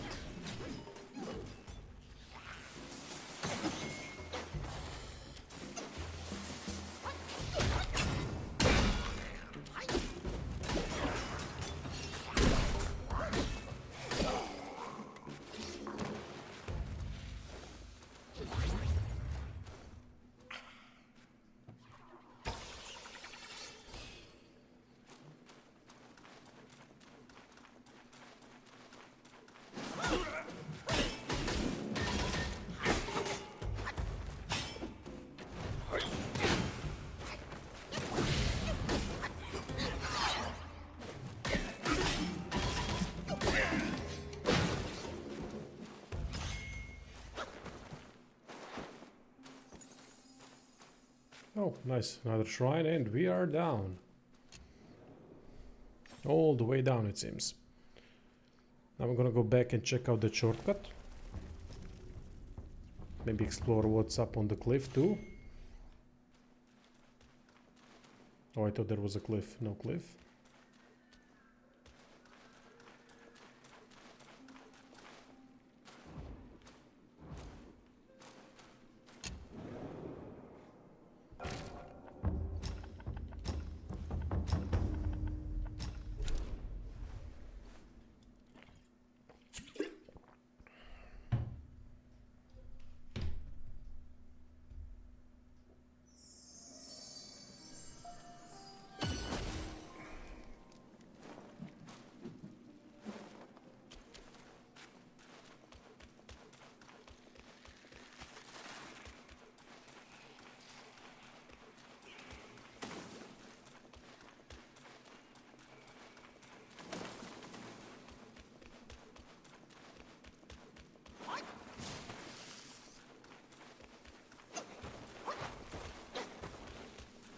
No, no, no, no. Wrong way.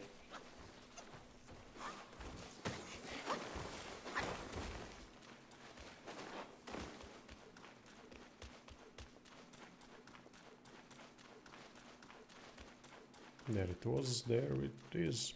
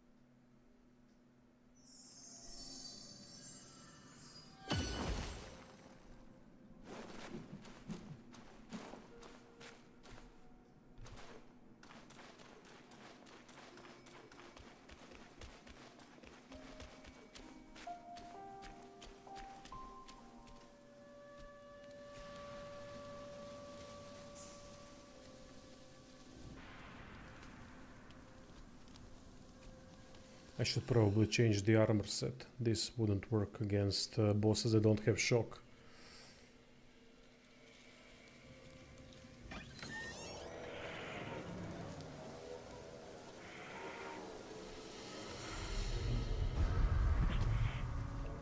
Oh shit. 什么东西？夜风流而已，竟要老猪的命来偿！你倒是跟得起！难道没了我老猪，就办不成事儿吗？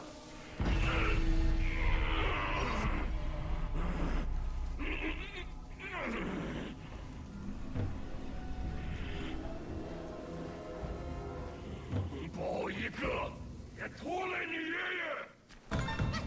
奶奶的，都被你这小儿看见了，想笑我老猪！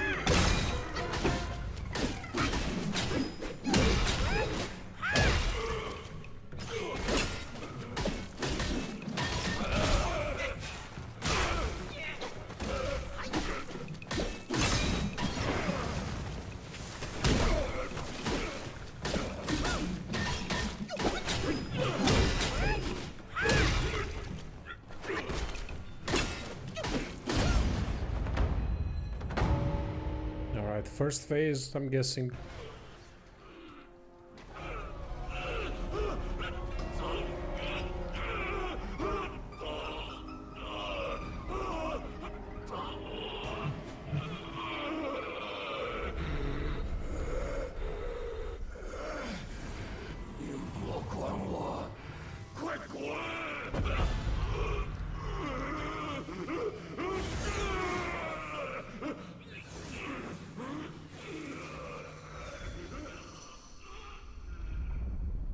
The rake.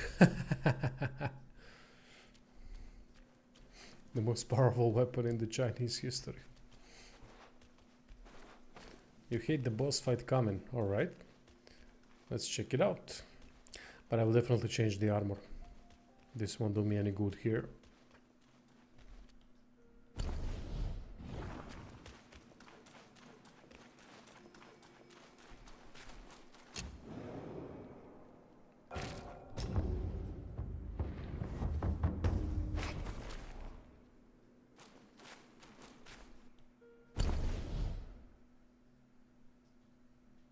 Alright, interesting. Hopefully it's nothing like that statue. That statue was the worst fight in the game by far, so far.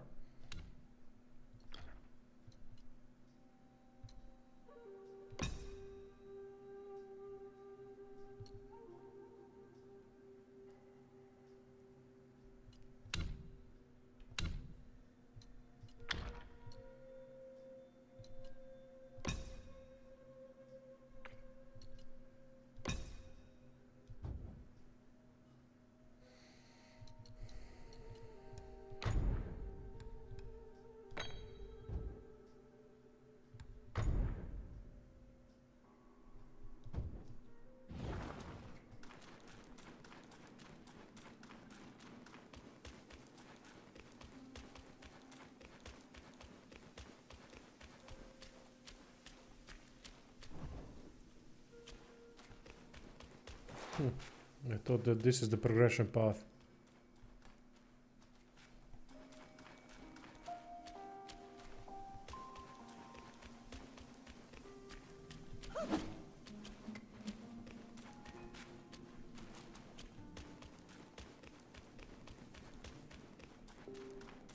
Going up, I guess? Ah, okay, it opened up.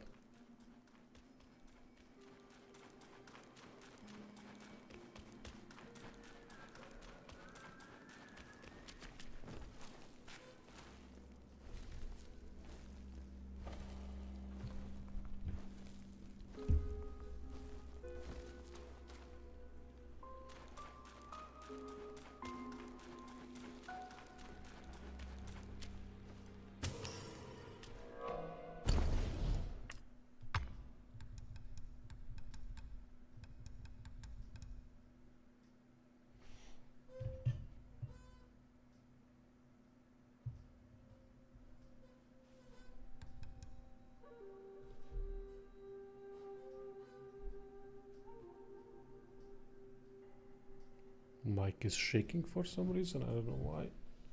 Scared of the upcoming fight.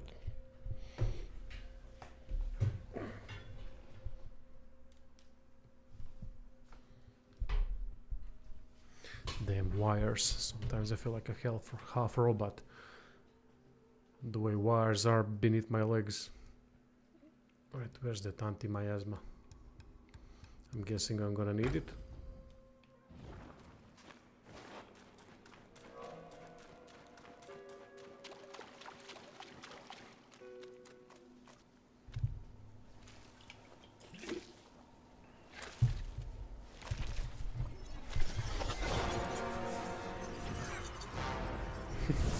Based on what, mate?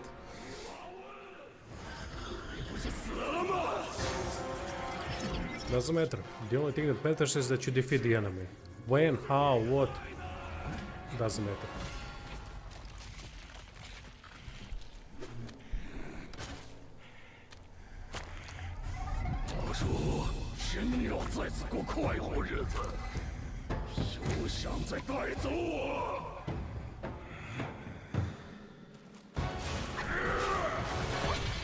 Oh, cool. To be fighting in such an environment.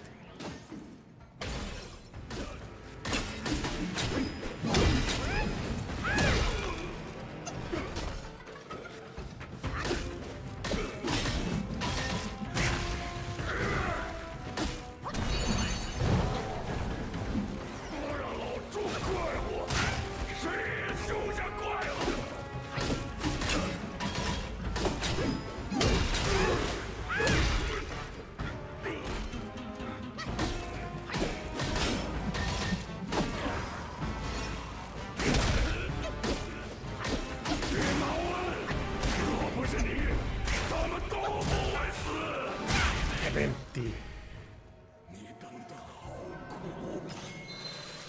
Alright, I see where the problem is now. You get stuck in this and can't dodge properly. Interesting. One of the problems, potentially many more, right? Second phase, things like that.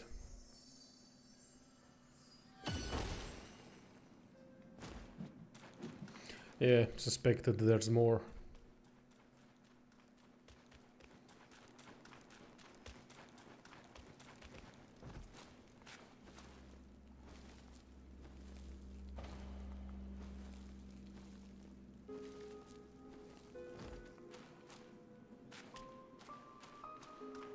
I hate the fact that we constantly need to run back, same like in Souls games.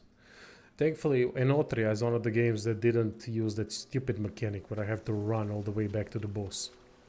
Fucking hate that shit. Nah, wrong one.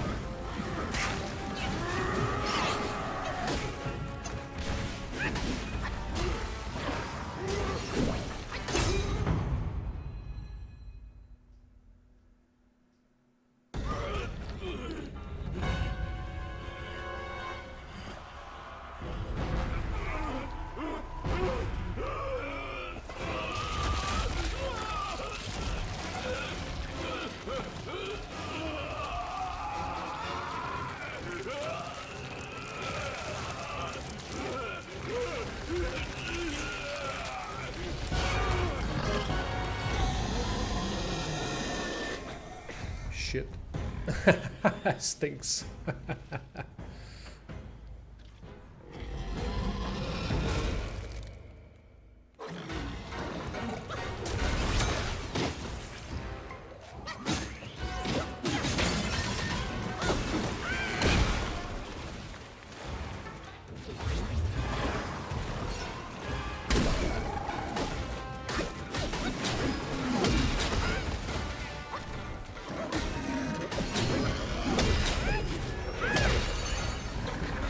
What the fuck?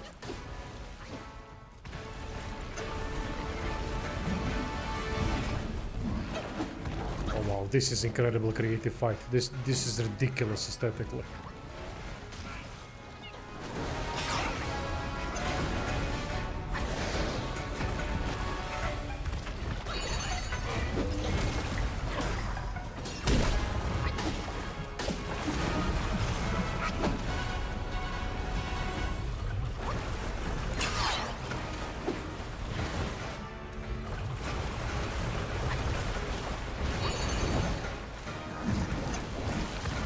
Alright, I see the problem.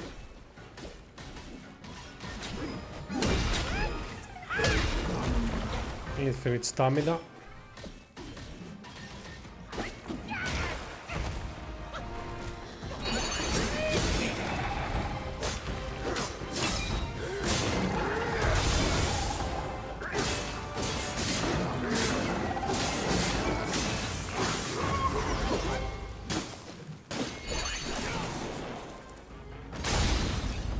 Got him. Is that it?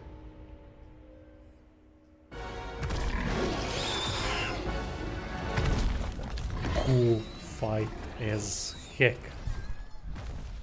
So goddamn creative. But I can see the problem that you were saying. They do fuck up occasional parts of the fights. But just parts. Nah, man, it doesn't get to anything. You learn as you go. Don't say that you suck. You've beaten the game.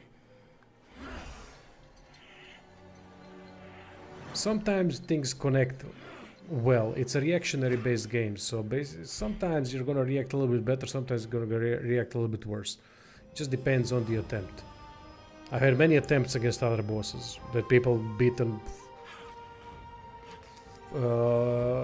much faster.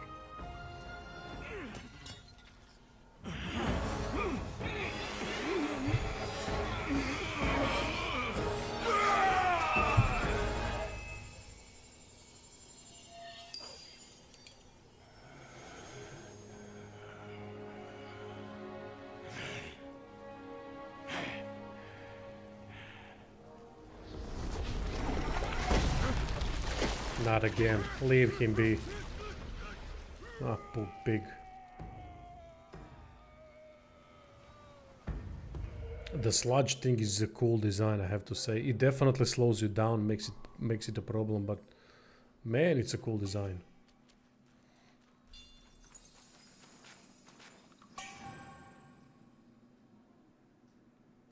They want him bad. Yeah.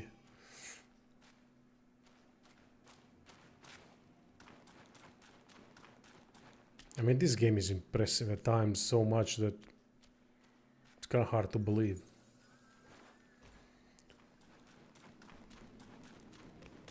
This might be aesthetically one of the coolest fights I've ever seen.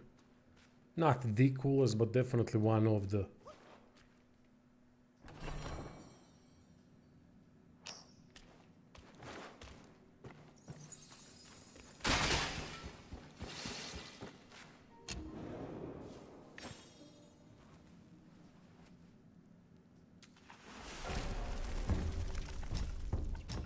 New armor. Non-pure broken mask. A mud that stains upon transformation and exiting spirit skills grants considerable damage reduction for a short duration. When stained with mud, increases might recovery rate. Dodges and perfect dodges also require a small amount of additional might. So this only works while in mud.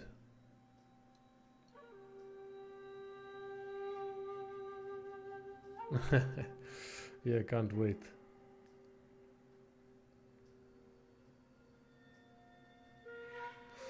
I mean, let's craft it. Why not?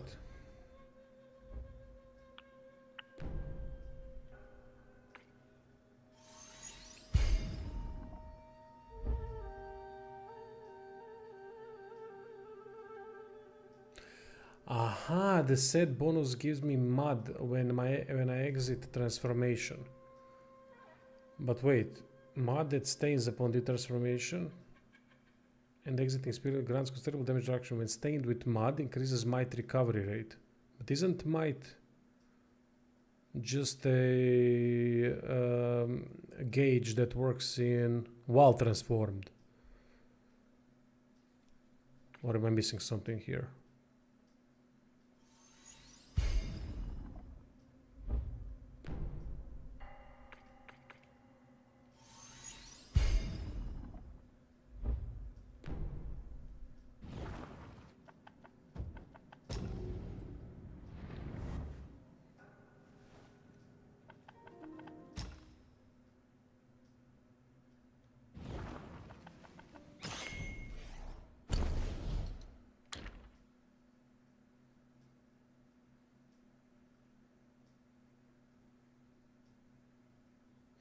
For a brief moment after detransforming and exiting spirit skills, all actions cost no stamina. Now, is detransforming specific for when I specifically push the detransformation button, or is the detransformation when I automatically, do they mean only when I push the button, or in both cases when it's automatic after the enemy has managed to deplete my health or when I deplete my might?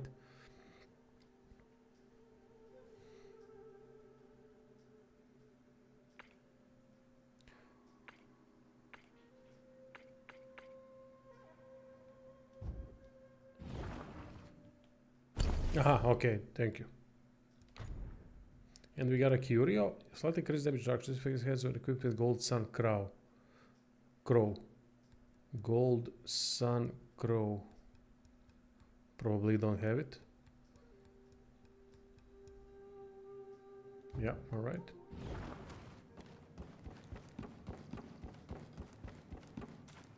Armor sets look really good.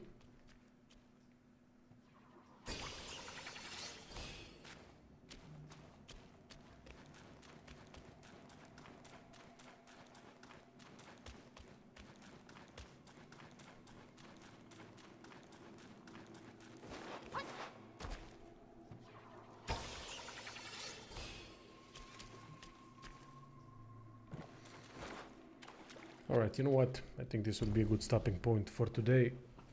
Thank you all for watching. Thank you all for the great chat, as always. And probably tomorrow again. Why not? I don't see why not. Maybe if I'm going to work on other things, I don't know, but we'll see. And thanks for everything. And tomorrow, Ramblings of a Madman, new video coming out. See you. Have a good one.